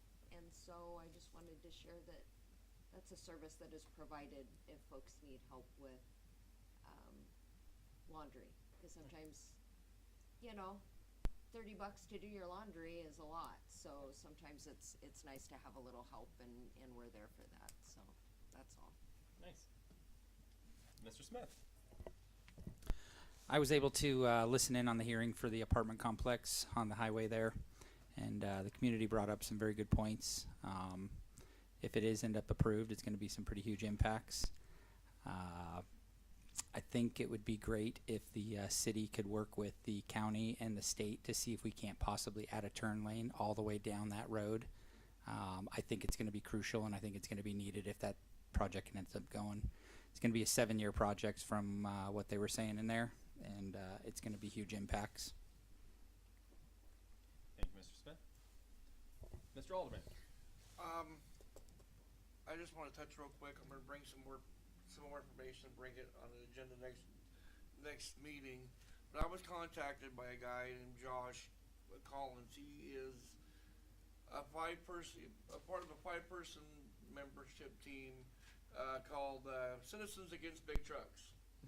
And they contacted me, and I laughed at first, thinking, does he really know who he's calling? Because I load these big trucks. But I had a Zoom meeting with them, and it turned out this is short form.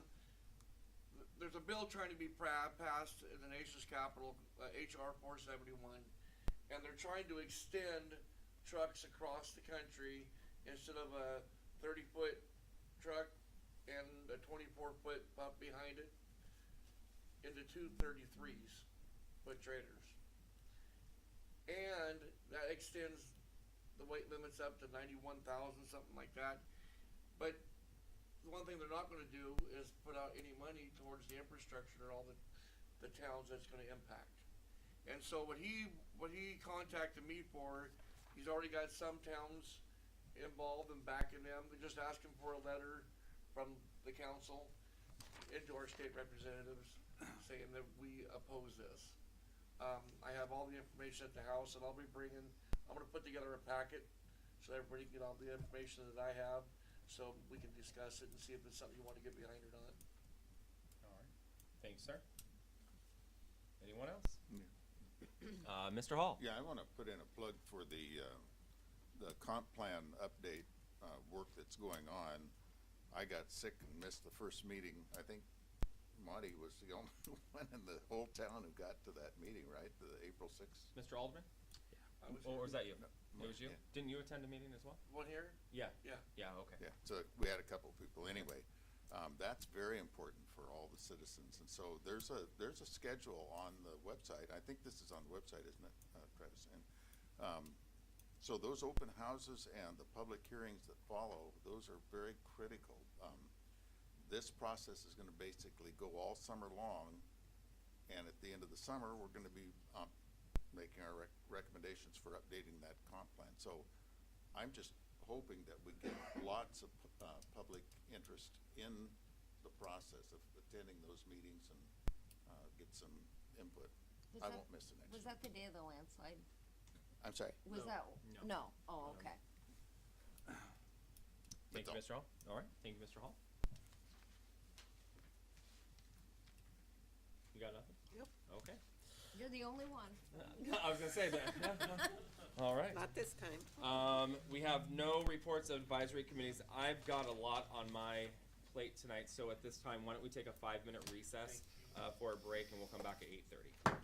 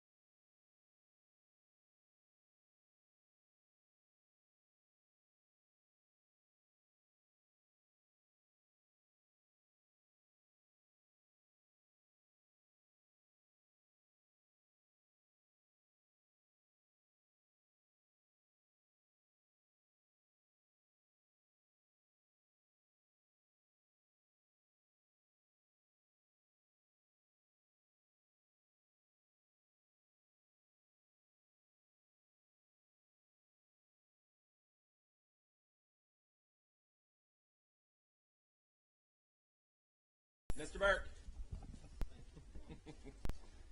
Miss Coleman. Holding up Mr. Burke. Oh, Mr. Burke is holding up Mr. Burke. All right. All right. It is 8:31. We're back in session. All right. I've got a lot for you tonight.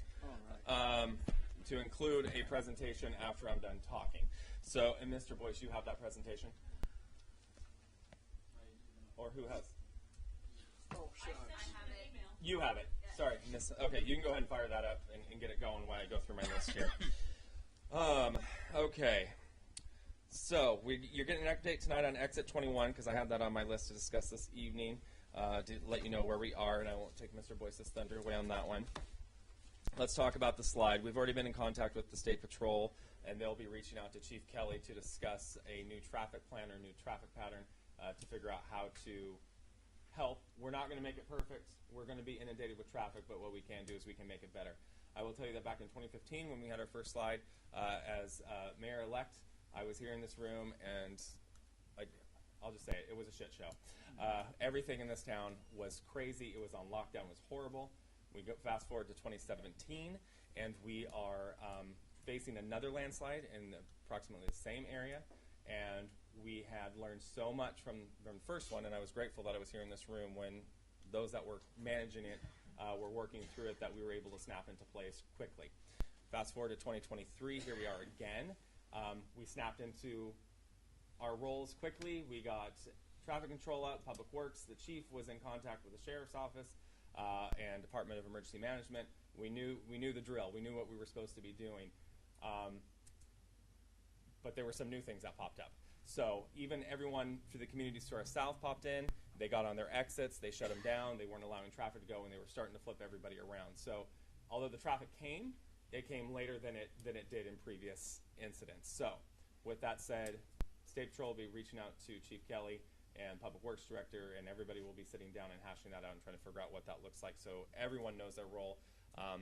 They stated that they did not do the communication that they probably should have. So we weren't even sure there was anybody on scene up there. So we were here managing the city, and there was folks managing the actual slide, but we weren't told that. There's some communication issues due to our location as a city. When you have Cressa down in Clark County that does emergency communications for State Patrol, and then we have Callus, which does communications for the city of Woodland and those that were responding to the slide that are outside of the State Patrol. So there's a bridge there. So more to come. Miss Chief Kelly. Sergeant Lipp was the first one on the scene. Sergeant Lipp was the first one. He beat the Washington State Patrol, DOT, and everybody. So he coordinated from the scene. Two of the officers shut down. One officer shut down the freeway. One officer shut down the roundabout to go north. So we're on top of that right away. Sergeant Lipp started to communicate with everybody, all the stakeholders, let's call them. Okay. And so we were able to prevent any further mishaps because there were a couple of vehicles that were involved in the slide that were struck. Unfortunately, it gridlocks our city like nobody's business because everybody starts to go what they think is going to be a shortcut or a roundabout way of trying to get north, and they gummy things up real quick. We were a little bit handcuffed when it came to trying to get our local folks moving from one side of town to the other or vice versa, and that was the big challenge. We could have done an all call, but nobody would have been able to get around town. So we're kind of stuck, and hopefully in the near future we'll be able to work with our partners, law enforcement, and other stakeholders that will help us figure out a way to make it so our city's not in gridlock. We did have a new player this year, or this incident with the Department of Public Safety for the casino for A for the Cowlitz Tribe. They opened up their lot, a big lot, for trucks to hang out there until the slide was clear. So I did get a text message from their deputy director of public safety, who was communicating on a text thread that we had going on, so communication was effective, but it wasn't effective immediately, which is what it should be. And like the mayor said, we do have that challenge between Cressa, because we're the border city. We have that challenge with communicating down south and up north, and they don't like to talk to each other for whatever reason. So. Yeah, well, our emergency response was being coordinated out of Clark County, sent up to Cowlitz County, and then back down to us on what the plans are going to be. So there's a lag that's going there. Thank you, Mr. Mayor. I didn't mean to interrupt. No, you're fine. You're fine. You said that much better. I will say I was happy that we didn't have anyone stranded self-detouring up in Beaux-Arts Heights or up off Gun Club. That usually in 2015 we had a number of vehicles that tried to self-detour and were stranded up there and had no idea, and we had emergency calls coming from there. We didn't have that in 2017, and we didn't have that this time. So that we're improving, but we can always do better. So more to come with that one. Met with some developers today, very excited. Obviously, they don't want anyone to know that they were here, but very exciting things are happening in the city. They're here kicking some tires and looking around. Would be a great community partner, and Woodland is on the top of the list for a potential project that would bring us even further into the fold in our region and be a regional player in a certain business. So, a few weeks to come on that. Hopefully we'll have an answer from them. I know that they're out visiting a few other cities today, so hopefully we'll have some exciting news in the next month or so, I hope. Carday Hill, let's talk about that. We had a win, a short win, according to Mr. Goddard. Don't start the parade yet because it's not over yet. But we do have a little bit of a stay. So we're looking at 12 to 18 months. Is that correct, Mr. Goddard? I'll let you speak to this one so I don't screw it up. I expect their environmental impact statement will take approximately a year for them to get completed and reviewed. They're in the scoping process right now. Perfect, thank you. Which is good, and I see that we have Commissioner Dahl with us this evening. Thank you for being here. We appreciate the county's assistance or willingness to step forward with a letter to help us out.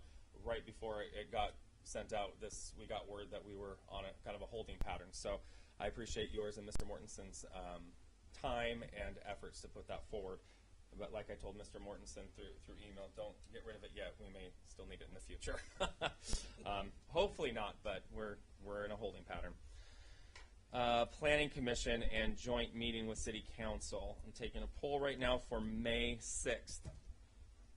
Who is available? Who is not available? Let's start there. Okay. All right. Let's move to the next weekend, which would be the 13th. Are you back? Okay. Hold on. I have to look. Okay. I have one weekend in May, but I don't know what it is. Saturday. Oh, it's a Saturday? It's a Saturday, yes. Yeah. So you're saying the 13th? The 13th. How long is it? What time? Several hours. Probably start at 6 a.m. because I know Mrs. Holland loves a good start to her day. Probably around 9:30, maybe 9 o'clock fellowship with coffee, and then Why do you start at lunch? I know. No, We don't want to take your whole day. Starting at lunch? We'll say a 9 o'clock start time at this time. Yeah. That was 13th. The 13th, yes, sir. You guys are all like little eager beavers when it comes to morning. So that's a Saturday. Anyone not available? Hold on. I'm with Deanna. Oh, you're still looking. I'll Okay. start at 11:30. Yeah. Savannah, we have Kids one. game gets over at 11. We have one regional volleyball tournament, and our last one is in May, and it's Saturday, Sunday. That weekend? I don't know. You don't know. Okay. I will find out in a second. Okay. We can tentatively plan that. We still have a few weeks out, so we're gonna go with the 13th, but we will be in touch. All right. Impact fees, as stated this evening, those are something that will be coming forward on the fee resolution that Mr. Goddard and Ms. Coleman have been working on. They should be to council soon. We're looking at reevaluating impact fees to include, I don't know if fire was involved with that one. I think that we're coordinating schools. We updated it a year ago or a few years ago, but we're looking at transportation and park at this time. So there will be an update coming on that. We are working on, well, I don't want to take Mr. Boyce's thunder on Exit 21, so I'll jump in when he starts talking about that. And with that, we finally hammered out a deal with Fort Vancouver Regional Library, which is on your agenda this evening. And that would be action item G. I really hope that council is behind that. That's a developer's agreement. And at the end of the day, there will be some transfer of property to the city for a later or future project. So I hope that we talked about it this evening. I hope that council is amicable to passing that tonight. And with that, let's talk about utility rates. This will be fun, but this was a large. I've got paper coming out of my ears because we had to do a lot of digging. I started this, and then I had to call in for reinforcements from Mr. Boyce and Ms. Coleman. Obviously we've been talking a lot about utility rates. We've been talking about why we collect so much. What are we doing with the money? What are we going to do with the money? And what happened to the money we already collected? So we've been digging. Council has delayed raising some of the rates that were given during our rate study. So we wanted to give you an update on that because come May, we're going to be upping those again unless council tells us otherwise. So where we were, it was identified by the City Council in 2007, the utility rate structure, yes, we're going back a few years, structure was not at a level that allowed the Utility Enterprise Fund to continue operating, and the term bankrupt was used a number of times. I'm going to read you an excerpt from a meeting that was on July 30th of 2007. The City of Woodland has recently appointed a wastewater advisory committee. This committee is reviewing water and sewer rates and the rate structure. They will be making a recommendation to the City Council in 07 or 08. The water and sewer funds have been supplementing the operating budget by transferring funds from the utility reserves, Fund 303 or 302, to cover the operating expenses. This is not good fiscal management of the funds as they are to be self-supported by user fees. So, when this situation occurs, it means that a rate increase is needed. As we go through this, the Woodland City Council adopted an annual 7% utility rate increase in 2012 on water and sewer rates. It went into effect in February of 2012 with no end in sight. There was no date range given. It was just 7% every February and moving forward. We attempted to find a rate study that we haven't been able to locate yet from 2009. It doesn't appear as we go through meeting minutes and documentations from 07 and 08 and 09. It was talked about. We don't know if it was actually, there was a small one conducted, but we're looking for the document itself. We know council at the time was given a presentation, but Ms. Coleman has made a phone call trying to obtain that, that document to see exactly what was in it, what the projects were going to be, what the rate structure was, and what that looked like. Ms. Coleman, I see the mic is on.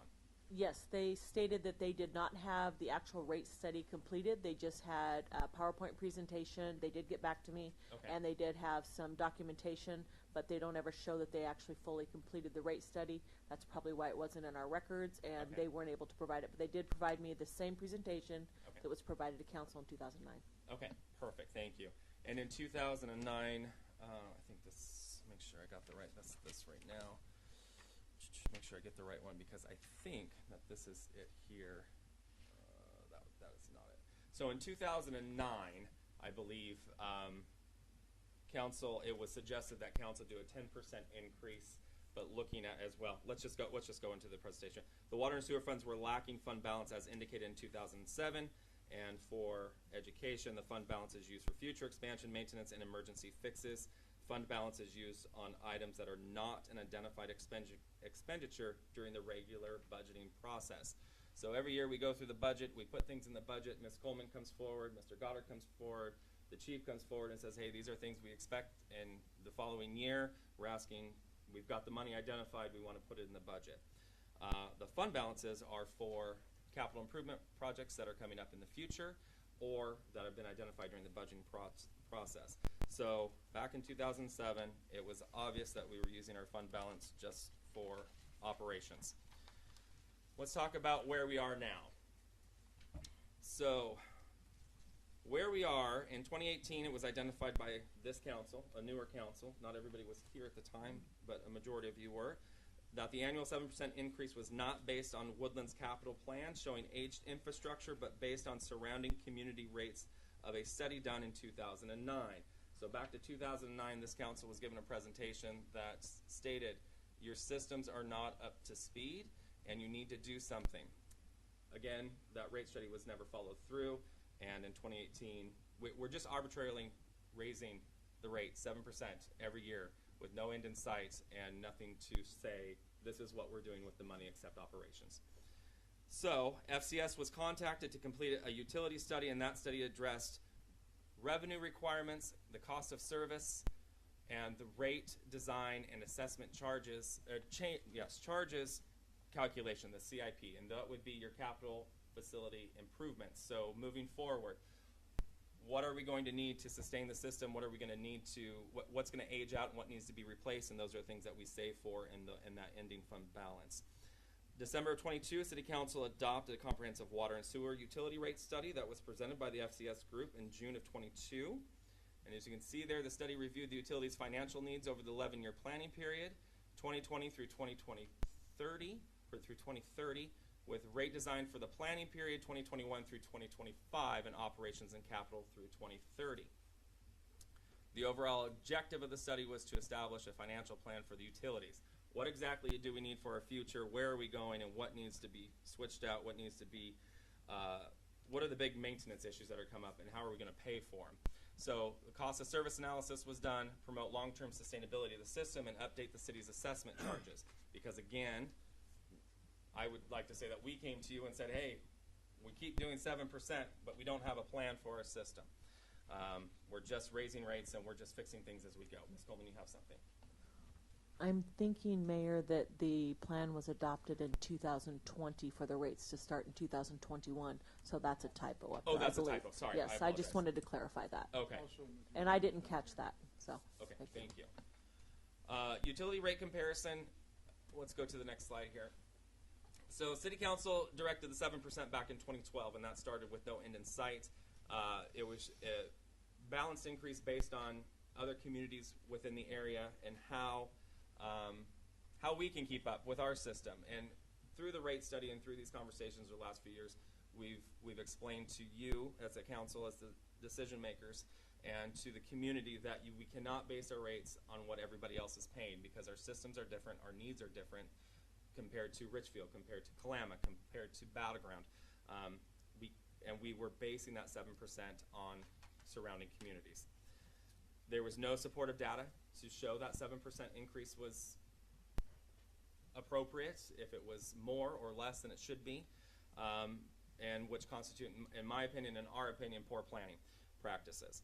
And the work was driven by emergencies and on-the-fly fixes, and hey, we've got a fix here, let's just go ahead and we've got money in the bank, let's go ahead and just do that regardless if it was needed or not. It was just identified at the time that that was the need. So FCS was called in from 2021 to 2030. They provided a plan to this council, which was adopted in 2020. I nailed it on the dates on that one, I think, in 2020. We paid a lot of money for that plan. We paid hundreds of thousands of dollars for that plan to come through, for those calculations to be done, to make sure that we are on point and we're planning for our future and making sure that things are being taken care of. In 2021, resolution was passed. The resolution in November of 2020 was brought forward, and that was Resolution 729 and 731, and that would be the water and sewer rate assessment charges. That showed that a water rate increase of 15.5% should have been conducted in November of 2021, and a sewer rate charge increase of 2.6 on the sewer system. As you can see, as you go down, 2022, another one reflecting the same numbers, and in 2023 reflecting those same numbers. And from there, after 2023, those rates would taper off. Sewer would remain at 2.6% through 2030, with water dropping down to 5.5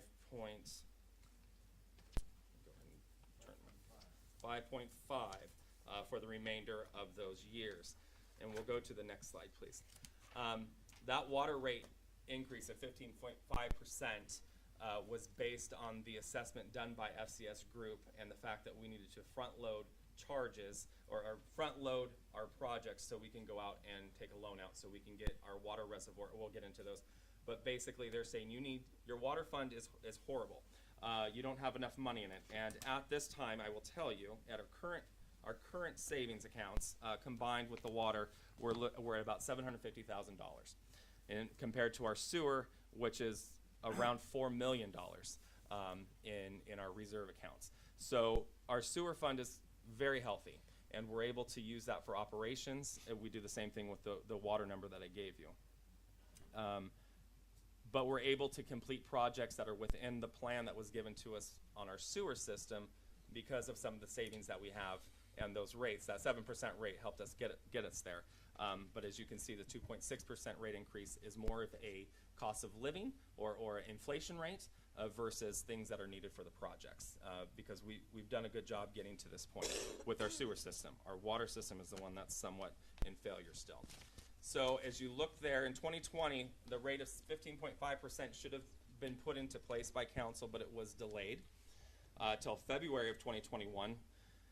And then in 2021, we should have done we implemented the 15.5%. The water rate, water should have been, the second water of 15.5% was delayed until August of 2022. And the sewer was implemented in February of 2021, but delayed again until August of 2022.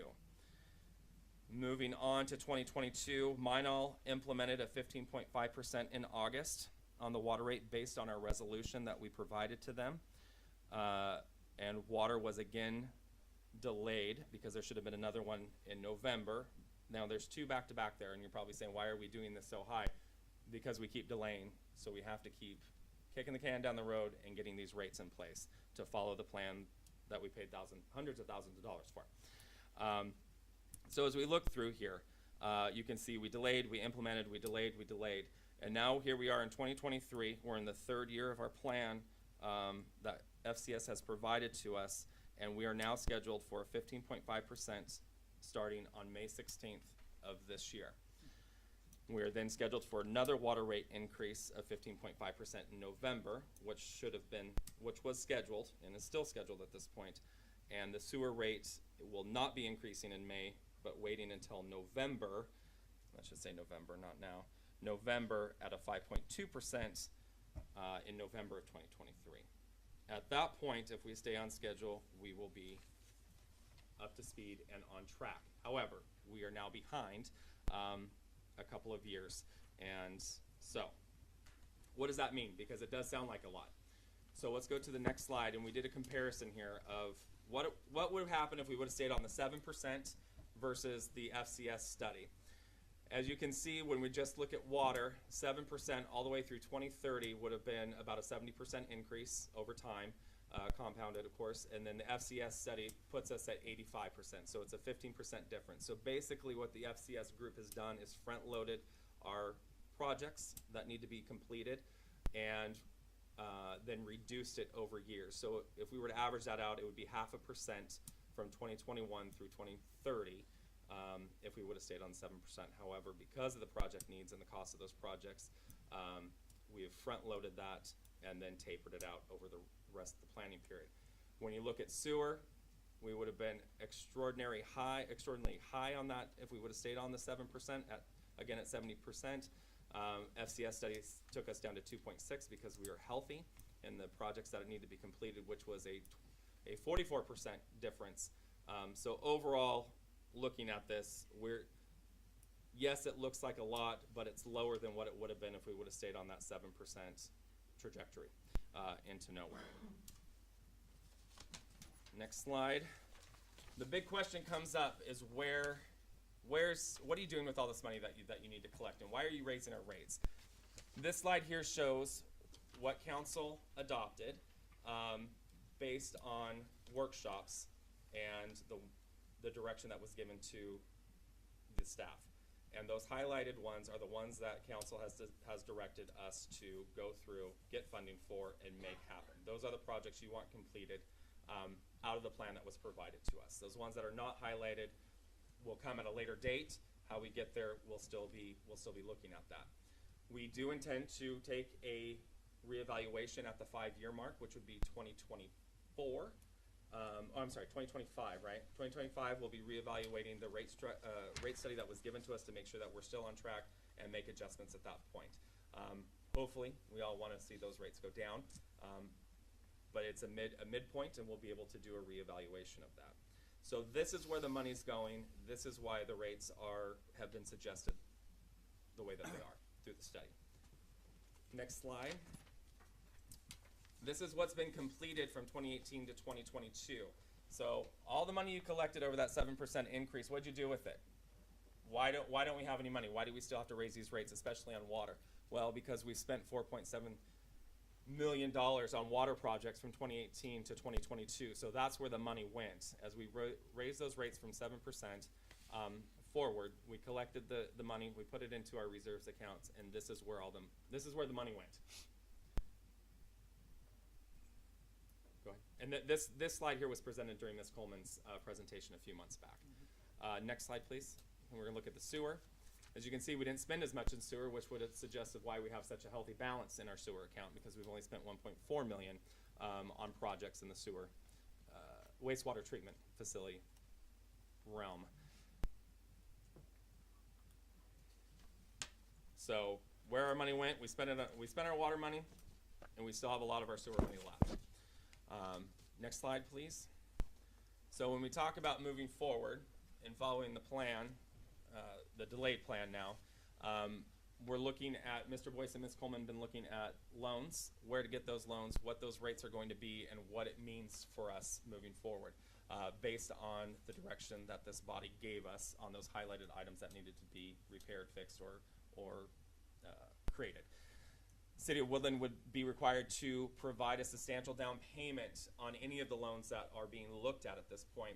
Similar to buying a home, you have to have a reserve account, you have to have a down payment, and this is required to come out of the water utility or the water fund. Those two combined funds that we have a total balance of right now about $750,000 worth. I don't know that we have enough, but we're still going through the underwriting process. So what that down payment looks like, similar to a reserve account, you have to make sure you have to make your payments. We're being forced to take 10% of the overall monthly payment and put it away into an escrow account to ensure that we can, when you're talking about millions of dollars, they want to make sure we're going to be able to make payment. So we're going to have to take additional dollars and put those aside over the time, probably about 3 to 4 years before we can stop doing that to ensure that we can make our annual payments. We'll also be required to establish a debt service fund for the short-lived asset based on the preliminary engineering report of the short-lived assets. There are variable terms, 10, 30, 20, 40 years with no prepayment penalties, so we could pay off the loans at any time.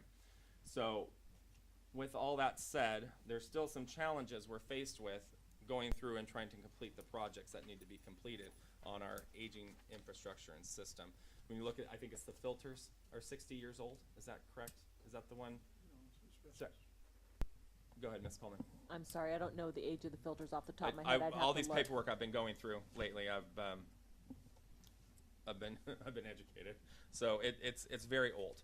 So with all that said, I want council to be aware that you have passed off our rates to May of this year, and come the next meeting, we're going to ask you if you want to continue down that trajectory of delaying the rates, or if we should start implementing again. Questions? Not a fun conversation to have. So when you look at this, and I'm not blaming past administrations, I'm not blaming past councils. It's our job to fix it, and it's our job to get us to the next step. It's not fun to talk about, because we've had rooms full of people saying, how can you do this to us? We can't afford it. And I understand, based on the information that's given to us and what we have in the account, it's what we need to do to get us to the next step and to maintain our system and to allow us to continue going with the system. Mr. Hall. In the rate analysis that was done, was there any kind of wiggle room for adjusting the rates for industry versus commercial versus residential? Were those set in concrete, or was there some kind of adjustment that would go as we go forward? There was some evening of the playing field when this rate study came out. We were all paying one rate. Well, residential was paying one rate and commercial was paying another rate.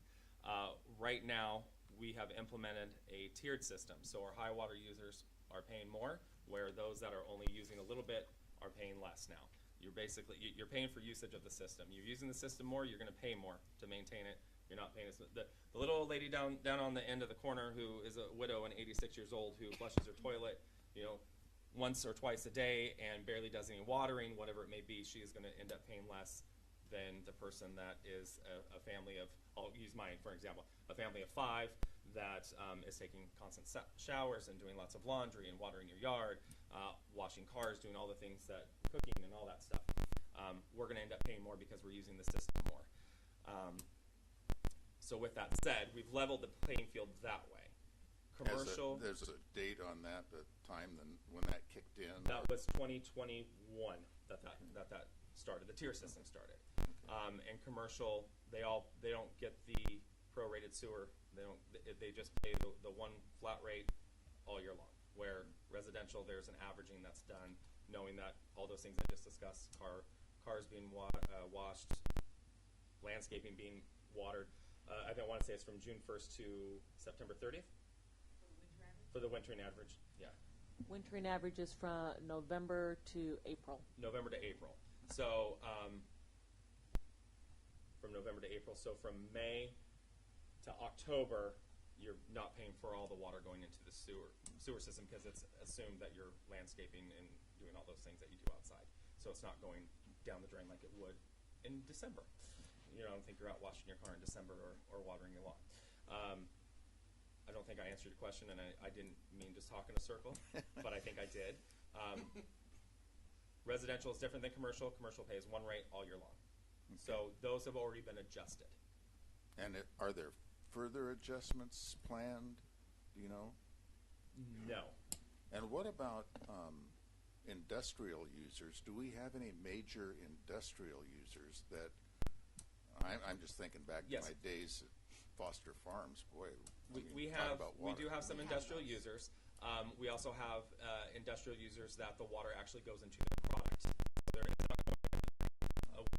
site visits. We MOUs, I would say, or we have agreements with those high water users, knowing that some of it's going into their product and being shipped out and sold versus going into the system. They're able to prove that it's not going into the system. First, we need to get MIDOL to start the billing. I know we talk about it's supposed to be getting all finished out, but until this gets figured out and get things right with them, how can we average out anything? Like Mrs. Rip said earlier, her son is in a single household by himself now. He's still paying the same rate as when he had 5 people in the house. How can we figure out we have nothing concrete. So that rate is based on usage the previous year. And that is written into our resolution or code. The homeowner hasn't changed in that situation, so therefore the rate is based on the usage from the previous year for that home. Same thing for a rental. If a person moved out of a house and a new one moved in, they wouldn't get the averaging for the previous year because they are a new tenant. This was not a new tenant situation. Right. I understand that people have moved out and it's not as much water is being used, but the average is being used for when there was 5 there. It's the way the code is written. Right. I appreciate that, but the problem is there still seems to be a large amount of I'm trying to think of the correct term to use. Please, no comments from the gallery. There's just there seems to be a lot of mistakes still happening. It's not getting. Well, you're going to get a MINOL. I understand your concerns and your comments. You're going to get a MINOL update when I'm done. Somebody's going to go. Mr. Boyce and Ms. Coleman is going to go over that, where we are with MINOL right now and the number of not the number of complaints, but what's happening. What's happening with them right now. Okay. Right? Mrs. Holland. So I was coming to meetings back when all of this, in 2017-ish, I think when you guys were, previous to, you may have been elected, but you were not the mayor yet. And so some of these conversations happened, and then when you became mayor, but what you're saying is what I remember from sitting in the back of the room, of the logic behind, it was just the 7%, and no one could ever explain it to me when I asked, was what made you think 7% was a good number? Like, because in business, you kind of have to have a reason behind stuff, and there really wasn't one. I'm going to stop you real quick because we did find a document earlier today during our research that showed, again, it was a comparison. We got to the 7%. The only logical thing that I can come up with is we got to the 7% based on the number that was given to us by a potential rate study. That didn't happen. Gotcha. And what the average was for communities. The rate that was given to us was 10%. The average of the community was 5%, and I think the council just split the baby and said, let's just do 7%. I think that's how we got there. Okay. Because that's what I have always, citizen me has always thought that was an insane way to pick a number. Because you have to have, in the real world, you have to have facts and figures and studies, which I appreciate the fact that you took the time to do that. That everybody got on board with, yes, we should have a professional look at this. And I know it sucks, and I was not for pushing this off. We have delayed it because of COVID. We delayed it because of all kinds of things. And then we delayed it because it sucks. Well, it's gonna suck regardless. If we do it now, if we keep putting it off, it's still, whenever somebody finally decides, when a majority decides to finally pull the trigger, it's gonna hurt. We all knew this. It's gonna be painful. And I don't disagree that it will be painful for everybody in this town. But I don't think continually delaying the inevitable, because these projects, every time you delay it, the cost of everything, I have watched it go up millions. It's not just, oh, it's like $20 more for, a linear foot of something. No, this stuff has went up millions of dollars since the beginning of this. COVID made everything fancy and expensive and gold-plated. It did. Yeah. And our water reservoir that's planned, we were at, Ms. Coleman, you can speak to those numbers. Where were we starting? So first of all, I want to reiterate that the projects that we have up there as far as the water reservoir is mandated by the state. Yes. It's not anything that we're just doing out of a whim. It is mandated by a state letter. We have a leaking reservoir and that we either need to fix it or we put a new reservoir in. And sticking with that water system plan, the new reservoir will replace the leaking reservoir and adhere to our growth in our community to be able to have additional water usage. So we don't have to put any water restrictions in. So that's the one thing that I want to reiterate. That's why we have to have the front loading. The original, before COVID, for a reservoir, so I came here in 2017, the original cost for a 1 million gallon reservoir was about $2 million. Now we're at over $5 million, or close to $5 million. We don't know what the bids are coming back at. And the lead times on the material is 19 weeks for the still. To do that reservoir. So it has increased twofold, and so I just wanted to share that. Thank you, Ms. Coleman. yes, and that is exactly my point. Is it's now twice as much as it was when we started this process, and so if we delay it, it's just going to cost more. And it has to be paid for out of the utility rates, or it has to be paid out of the general fund. So, but your utility rates are built to pay for your infrastructure in your water and your sewer. And so it's unfortunate that it wasn't done ahead of time in years past, but it has been done now. It cannot be done based on other municipalities. We have a different infrastructure than other municipalities. We are over 110 years old. Other municipalities are newer or they're older than us, so you can't base it on that. But if you delay it, it's only going to hurt further down the road because, as you're saying, the price is going higher on these reservoirs, that just means that you're going to end up having a higher increase when you have to do the rate study again. And they have deferred us, like for instance, the Scott Hill Booster Station, that was mandatory that we had to complete when I got here too, that hadn't been done. So that had to be done by the Department of Health. So these are things that are having to be done, or else you're going to be in a bad situation with your Department of Health for letters that they've given you for not being in compliance. Mrs. Dowdy. So when we voted last time, is there a reason why we're having this discussion again about even having another delay? Because I thought We're not discussing another delay. I'm informing you that don't forget. These questions have been asked. Where'd the money go? And I wanted to get that out there publicly. Well, you said next meeting we were discussing. Because we're going to come to you and say it's coming, and we're implementing it. Okay. Unless you say otherwise. Okay. That's all. I wanted to make sure Okay. you weren't saying that we were having to discuss pushing it No. off again. Okay. No. I just want to clarify. I just want to make sure that this conversation is happening. So the folks that are out there, we've got letters going out, and I want to make sure that everyone is well aware of what's about to happen. That's what I was clarifying. Okay. Thank you. And why and how we got here. Because this year we shouldn't be seeing a rate until November, and it should be 5.5. And now we're just in a different situation now.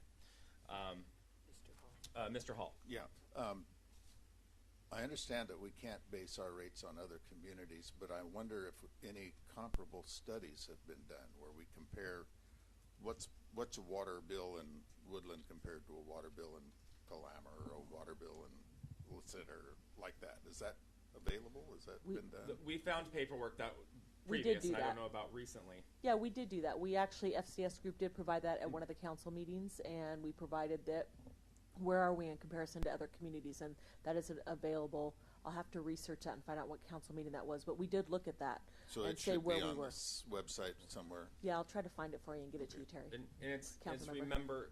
let's remember too that when we implemented this, we also lowered the utility tax to help offset the rate, because we were at 12.5%. We lowered it, Mr. Boyce. Right, I don't have the percentage right off the top of my head, but yes, we did lower the water public utility tax. Okay. And I want to say, I know it's not much, but it's something. I mean, we tried to be mindful and tried to understand that when this rate study came back, that we didn't have to collect all of it. Like, we were able to lower it and say, and we're still able to maintain. Mr. Burke. Yeah, I understand we do have to raise it to pay and get these things done. But have we ever considered maybe dropping that utility tax to help them, you know? Yes, and that's a conversation we've had internally, and that number is estimated to be about $800,000 a year. So if council decides to do that's this body's decision.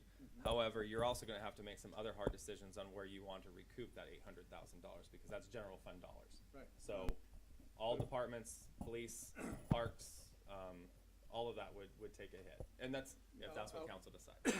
Yeah, I was on the council when we put that. It was supposed to be only on for 2 years, and we said, yeah, right. Well, Never it come up also with paid for the that. fire department when they came on board, and they were gracious. I'm looking to the back because our fire representative is here. They helped us out a number of years because we still weren't collecting enough to pay that bill.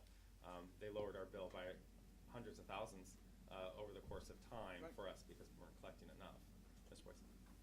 And the discussion about the public utility tax did change when we consolidated with the fire district.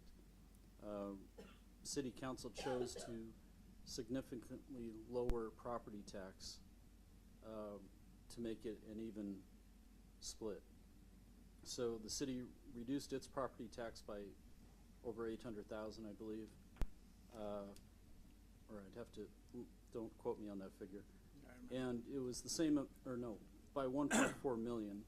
And that 1.4 million in property tax then went to the fire district. So we were trying to keep it net neutral for the citizens. But what that did, and what we talked about at the time, was, you know, property tax is a pretty stable, with the exception of the Great Recession, pretty stable source of funding for the city. So now we're relying more heavily on sales tax and public utility tax to fund the general fund. So if we decide to do something with the public utility tax, the mayor is absolutely right. We'll have to talk about how we fill that gap. Mr. Smith.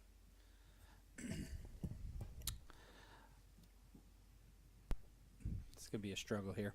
I don't think anybody wants to talk about delaying it, but it seems like there's a back to back to back, and I know we delayed it in the past, trying to implement mine all. It had its struggles trying to implement, so we delayed raising the rates at that time. But the 15.5% and then 15.5% back to back is a huge hit for people. So I'm not saying delay the water rate. Sooner or later, you got to rip the Band-Aid off. But if we are flush in the sewer, maybe we can kick the can down the road a little bit on the sewer. I don't know if that's possible, but if it's worth a conversation to try to alleviate some of the burden. We have time to discuss that. With that, the sewer is not being. There's no change to the sewer rate until November, so that's not nothing's happening to the sewer rate in this coming May. Okay, we can definitely have that conversation. Mr. Hall. Yeah, I just have one other, I guess this is a philosophical thought. But it's back to that thing of how it breaks out with industrial, commercial, and residential. When you pass on increases to commercial and industrial users, they can pass that on to their buyers, the buyer of their products. Individuals don't have anywhere to pass that off. So to me, philosophically, if there's a way to massage those, and we have to get more money, it seems like we ought to be getting more from commercial. I don't want to drive business out of town, but on the other hand, they're the ones who can do something with it, where private citizens really can't. They're just stuck with it, especially our elderly population, like myself, and there are several others in the community. Don't have it's fixed income. There's no room there to grow well, it. So. And I know that Mrs. Holland, she brought it up tonight. You talk, and I know that other communities are suffering with when it comes to the cost of food, and some of the government programs that are out there. Those have now starting to be reeled back in. And Ms. Holland, you have seen an increase in clientele down at the food bank. So, I mean, there is something to be said for that too. So I understand what you're saying. Well, and to throw out there, the Woodland Action Center is considered an industrial building. So its water sewer garbage bill comes at the industrial rate based upon pipe size. And so I think on average the water sewer garbage, so base water sewer garbage is like 5 something. When people dump a bunch of garbage there for the thrift store that gets thrown in the dumpster, it's like sometimes our bill is like $800 to $1,000 a month for water sewer garbage because of the pipe size. So Woodland Action doesn't get any breaks being a nonprofit, but they happen to be in a building that is billed at that rate, and nobody's asking them to get anything for free. But so when you say somebody in an industrial building could raise their cost, for what? I couldn't recoup that by people coming to a food bank. It just happens to be the building of which it sits. Or like any of the other things like Portco, they're across the road from us, and I'm sure they get billed at the same rate, and they're not in a position to where they could raise their rates to something. So I get like maybe fast food or a restaurant or like a meat like Pacific Seafood or something. I get it. I get where you're coming from, but keep in mind not all things inside buildings being charged at industrial commercial rates have the ability to recoup that. So. Oh, Mr. Smith. I think one of the things we increased on that was the connection fee. Am I right, Mrs. Coleman, as far as pipe size? I think we increased it significantly. Yeah, so when we did the utility rate study, it did include industrial and commercial users, and we did consider the water usage, high water users. That's what part of that rate study was. People who use a large amount of water pay the fee to use a large amount of water, and that is inclusive of industrial and commercial. But what we also had to consider is if they are using a lot of water, is part of that going to their product. So what we did adjust was the sewer, not the water usage or the amount of money that they're paying into water. We adjusted what they're paying into sewer for what they're not discharging into our sewer system.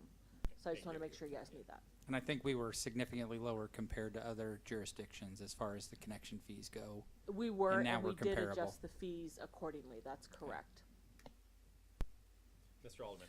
Going back to Mr. Hall's thought there, I completely understand passing it on to the bigger industry stuff like that, but the issue is when they pass it on to their consumers, we're the consumers. We're going to end up paying it one way or the other. Then because people are already complaining about the price of food down here and the taxes and all this. I'm not saying it's a bad idea. I don't know the answers, and this is, like I said, it's going to be tough to decide. But one way or the other, it's going to have to be paid to do this. Just trying to figure out how. One thing I have a question about the bonding. This rate environment in the United States is crazy. I mean, the rates have doubled in, less than 2 years. And and we'll be bringing that forward, but right now we're looking at a very, very low interest rate through some of the companies that we're into underwriting with right now, and what they're coming back with. That was a huge concern, especially with Mr. Boyce, when we're talking about projects and what to bring forward and say, hey, before the decision was made, can we even afford this? Our utility rate study, our water program says that we need $17.5 million to upgrade, and don't get me wrong, the numbers we're looking at are in the millions, but nothing, I would say a third of that maybe, because we can't afford it. We just can't afford it. So we're being reasonable, but at the same time, we're trying to be reasonable, but we're also trying to get forward too. So, and that's I think where we're struggling. So, I guess the point of this conversation was answering some of the questions and concerns coming from the community, which were where did our money go, and what are you doing with it, and what are you planning on doing with it? But then also to remind you that we delayed till February. That was delayed again until May next month, and that we're coming up on May, and we're messaging that out now.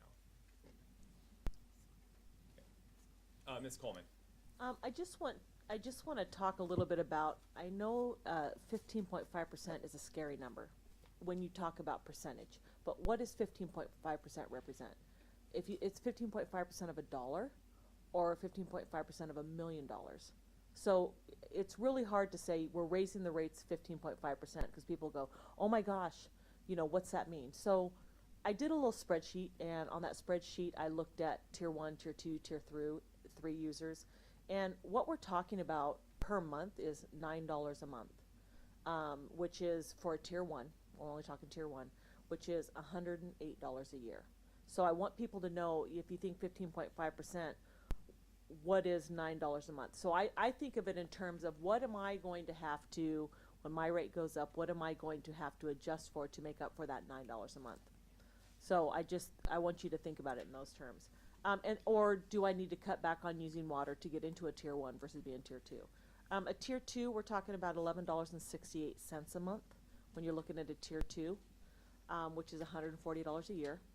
A tier 3, you're talking about $15 a month, which is $180 a year.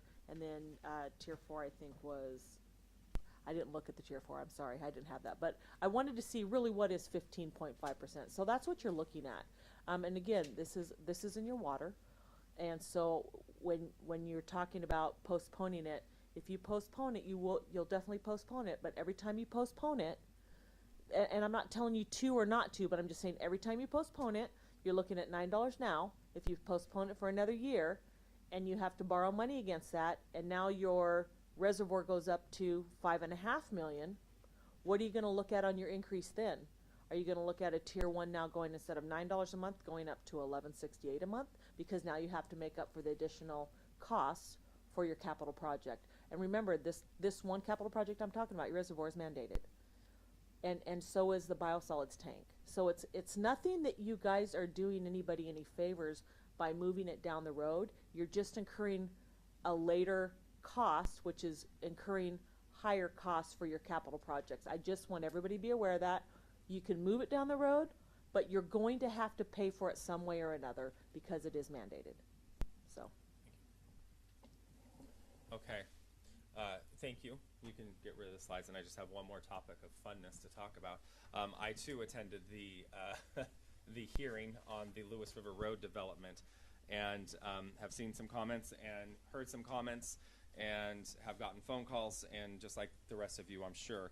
I think it's important to remember that we have code in place and zoning in place for development. As much as it's uncomfortable when it's in your backyard, and I get that and I understand that, but the city is set up to make sure developments are created and built to standard. We are not here to put ourselves in a position of liability by now getting into property rights issues. I don't think that is government's role. Our role is to create guidelines and guardrails for folks, and as long as our job is to make sure that they fall within that. If council decides they don't want any more development to occur, then that's what you need to say. But if we start telling people that they can't do what they want on their property, we're putting ourselves at liability and the city coffers at liability, because there's going to be lawsuits. So I've gotten a lot of conversations between all of you at different times and with the community members and the comments that are being made, and I appreciate them. But we need to make sure that it's built to a safe. Our role as government is to make sure that it's permitted and built to a standard, and making sure that all the safety issues are taken care of, and to make sure that because there are some concerns, especially with the Lewis River Road development. I have some major concerns with that when it comes to traffic and those types of things, and what does that look like, and for safety-wise, and pedestrians and bicyclists, and all the traffic coming in at the summertime. That property's zoned for it, though. And if council wants to say no more development, then you have to say the entire city no more development, not just in my backyard or not in that person's backyard, or keep it on that side of town. We're going to run into a lot of problems.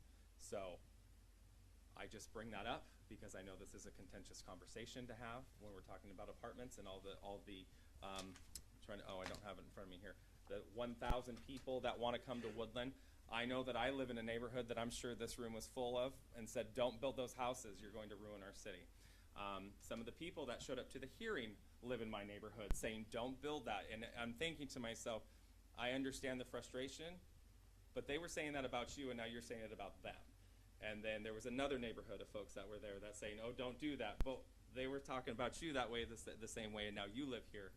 I think that Woodland has a mindset of, once I get here, I found my little piece of what I love, let's shut the gate off at the freeway and not let anybody else in, we're done.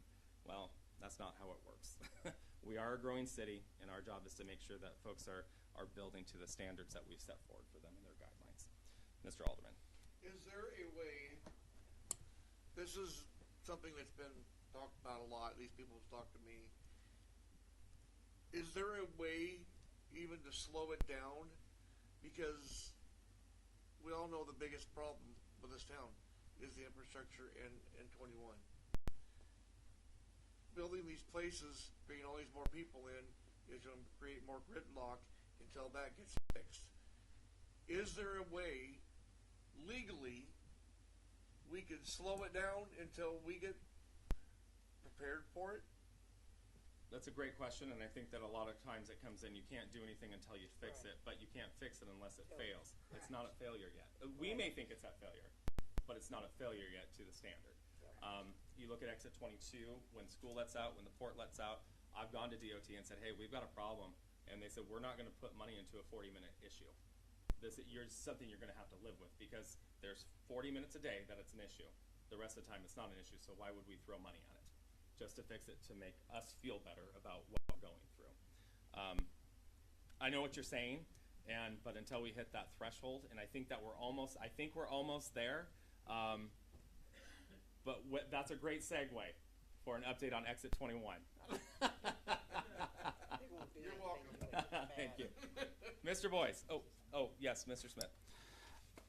That conversation reminded me something that somebody brought to me earlier, and maybe this is Ms. Coleman who can help with this. But one thing that somebody brought up in that hearing is doing road closures during certain times of the day, and that the city might be able to work around that and implement different times. One of the impacts now that's happening with the home development across from the school is they are doing road closures while school is going in and out. I don't know if that's something we can look at and possibly limit the time frame for closures for school, because it's causing some pretty big impacts to traffic at that point. I didn't realize they were doing that. Okay. Which school? North Fork. North Fork. Yeah. Okay, I've got that on my list to visit. Thank you. All right. Mr. Boyce, Exit 21. Okay, so we're doing something a little bit different this night. So we had some requests from city council members about items they'd like updates on tonight. So with Exit 21, I'm going to let Director Coleman speak to that, give you the quick status of where we are and where we're going. Director Coleman? Okay, so the request for qualifications for engineering services will be out in the paper next month. So we'll be looking for an engineer to start with the finishing the design. We're at 30% right now, but finishing the design so we can get that submitted to WashDOT. And then also the grant that has been submitted for, we'll find out by June 28th as far as if the grant is awarded to us or not. So based on that, we'll be starting on engineering. It'll take at least a year, if not going into 2 years, to do the engineering on that while we're working with WashDOT. And in the meantime, hopefully we obtain the funding of the 20-some million dollars that we applied for, and we can start construction within a couple of years. But if we don't get the grant funding, then we continue on with engineering and hopefully earn more points when we go for the next round of grants that are out there. So that's the update on 21. And I think we should mention too that WashDOT decides what type of intersections we're going to have. So the previous city council a few years back voted to go for signalized intersections. You know, the traffic study looked at both signalization of the intersections and roundabouts. And I know WashDOT, basically when you're looking at a street design, they default to roundabouts. If you want signalized intersections, then you have to show the justification why that's better. So just so everyone understands, we don't have total control over what those intersections look like. We're trying to. But because city council voted for signalization, that's what staff are pushing. So. Let's call it. And at the 30% plan that we submitted to WashDOT, both of them were equal when we showed the stacking order off Interstate 5. So at that time they said either one was an option, a viable option. So they brought it to council to see which one they wanted to move forward with after we did the trucking study with the community, and council voted on the signalization. But when we get further into the plan development and further on traffic studies, so on and so forth, it may divert the other way. So we just want you to be aware of that. But we won't know until we get further into that. Okay. And hopefully, and again, our commissioners here, and thank you, because we're getting to this point because of the gift that has been given to us. Thank you again for that. Right. Okay. Okay, Mr. Mayor Meinl. Yes. So this was a city council member request that looked very different until Friday hit. Yeah. So I just want to, I know we're short on time, so I'm just going to hit the highlights. So first off, Councilmember Alderman was talking about errors in what Meinl is doing.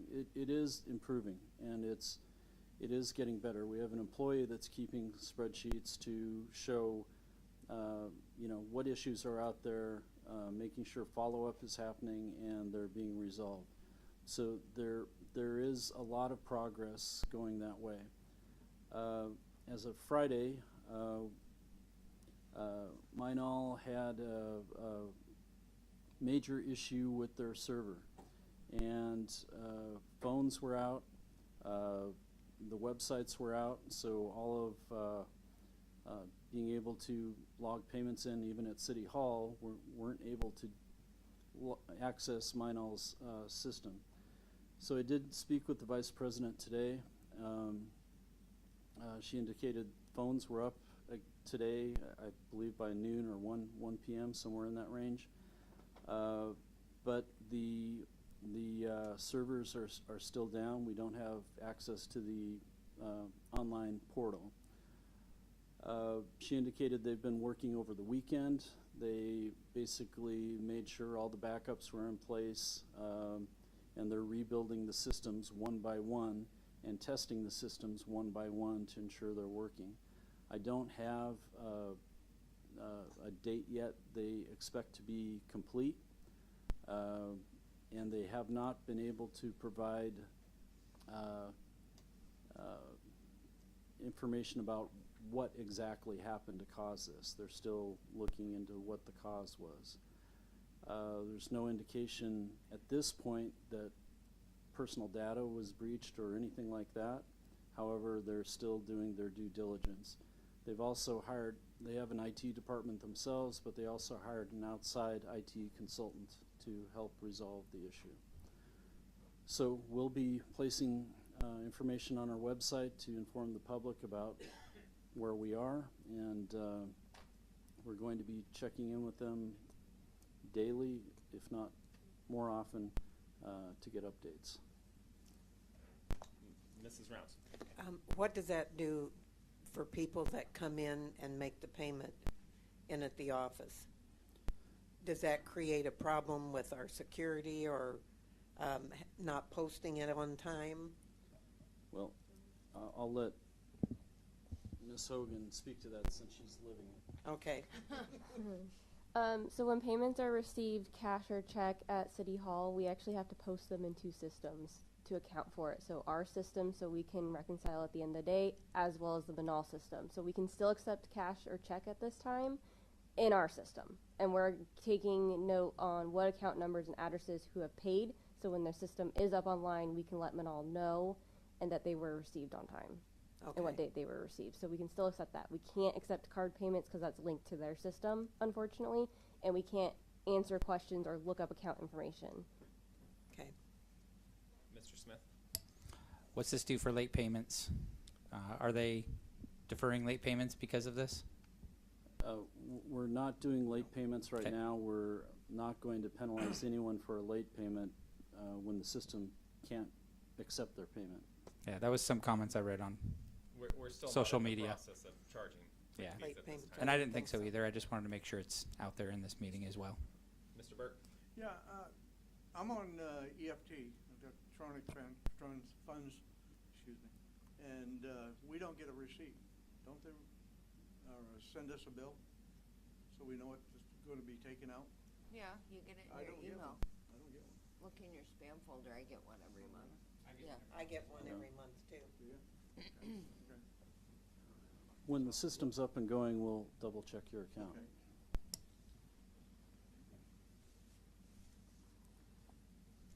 Okay, so Thank you. we'll give an update at the next council meeting also. And then we're running out of time, but Chief Kelly was. He's shaking me off. He's shaking me I'm off. going to pass in Okay. light of the work that council has to do, so I'll catch up with everybody next month. All right. Thank you. Thank you, Chief. Great. At this time, we've come to consent items. Well, there's also a list of events that are on your paper before our next meeting. April 20th is the Planning Commission meeting at 7 p.m. in these chambers, and then April 28th is the Arbor Day event, 12:30 at Horseshoe Lake Park. For those of you that can attend. And Mr. Mayor, Yeah. that first meeting, the Planning Commission meeting, it's a hearing for the parks and climate change elements. Gotcha. Thank you. And consent items. Motion to approve consent items. Moved by Councilmember Smith, seconded by Councilmember Dowdy. Mrs. Hogan? Councilmember Rounds? Aye. Councilmember Smith? Aye. Councilmember Holland? Aye. Councilmember Burke? Aye. Councilmember Dowdy? Aye. Councilmember Hall? Aye. Councilmember Alderman? Aye. The ayes have it. Moving on to action items. Action item D, ordinance number 1534, first quarter 2003 budget amendments, first and final reading. Motion to approve ordinance number 1534, first quarter. Second. Moved by Councilmember Smith, seconded by Councilmember Hall. I think he was just a tad faster than okay. you tonight. Mr. Smith. This is pretty standard. It's just a budget reconciliation. Mr. Hall. Yeah, nothing more. It's- Further discussion? Seeing none, Mrs. Hogan, please take the roll on action item D, ordinance number 1534. Councilmember Alderman, Aye. Councilmember Hall, Aye. Councilmember Dowdy, Aye. Councilmember Burke, Aye. Councilmember Holland, Aye. Councilmember Smith, Aye. Councilmember Rounds. Aye. The ayes have it. Moving on to action item E, lift station number 8, upgrade award to Tapani Inc. I'll make a motion to approve action item E, lift station number 8, upgrade toward awarded to Tapani Inc. Motion by Councilmember Rounds, second by Councilmember Alderman. Councilmember Rounds. Well, I think it's just awarding that bid to someone that has applied. Is that correct, Mrs. Coleman? Has bid the job, that's Has correct. bid the job, Mhm. correct. As the parent low bidder, Right. yes. Okay. Councilmember Alderman. I think they've been around for a long time, and they've got a pretty good reputation as far as, I know a lot of guys that work for them, they do, from what I've seen and what I've been told, I think they do a pretty decent job compared to some of the other companies around. Further discussion? Seeing none, Mrs. Hogan, please take the roll on action item E, lift station 8, upgrade award to Tapani. Councilmember Smith, Aye. Councilmember Holland, Aye. Councilmember Burke, Aye. Councilmember Dowdy, Aye. Councilmember Hall, Aye. Councilmember Rounds, Aye. Councilmember Alderman. Aye. The ayes have it. Moving on to action item F, wastewater treatment plant operator. Motion to approve wastewater treatment plant operator. Second. Moved by Councilmember Dowdy, seconded by Councilmember Smith. Councilmember Dowdy. As discussed in my report. Councilmember Smith. Wastewater treatment plant operators are hard to come by right now.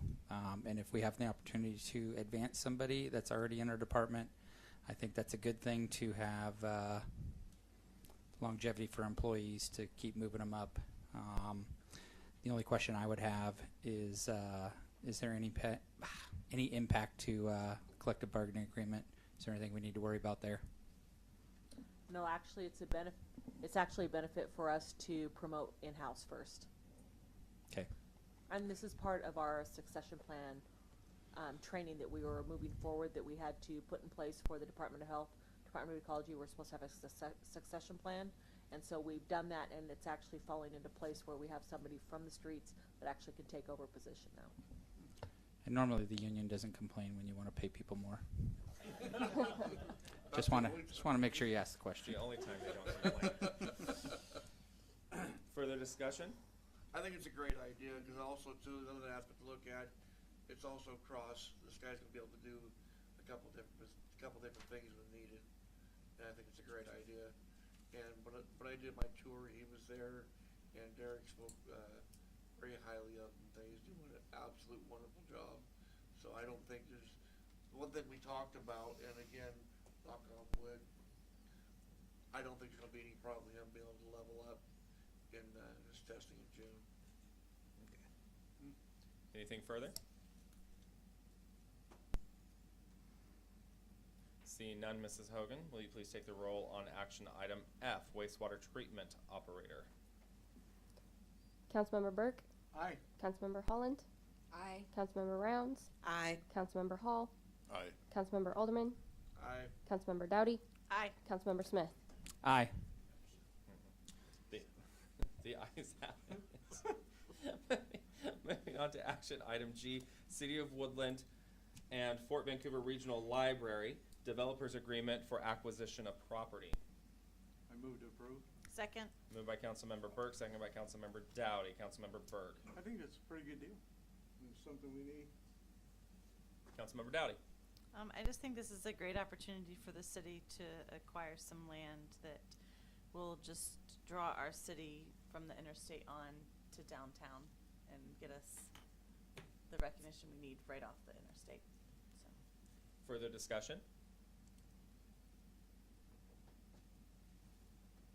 Seeing none, Mrs. Hogan, please take the roll on action item G. Councilmember Smith, Aye. Councilmember Holland, Aye. Councilmember Rounds, Aye. Councilmember Hall, Aye. Councilmember Alderman, Aye. Councilmember Burke, Aye. Councilmember Dowdy. Aye. The ayes have it. The time is now 9:46. We'll be going into a planning commission meeting. I'm just kidding. I'm kidding. I'm kidding. I'm kidding. Oh. Is that your April Fool's joke? Carol? Is that, Carol just leaned over and said, "We're not doing a workshop, are we? It's getting late." is that your April Fool's Oh, joke? yes. Make a motion to end the meeting. Second. Moved by Councilmember Branscombe, second by Councilmember Dowdy. All in favor say aye. Aye. Anyone opposed? The ayes have it. The time is now 9:46. Come on, that was funny. Jim? I got Jim? you. Arrest him. Yeah. Come on, we had time for another 15-minute conversation.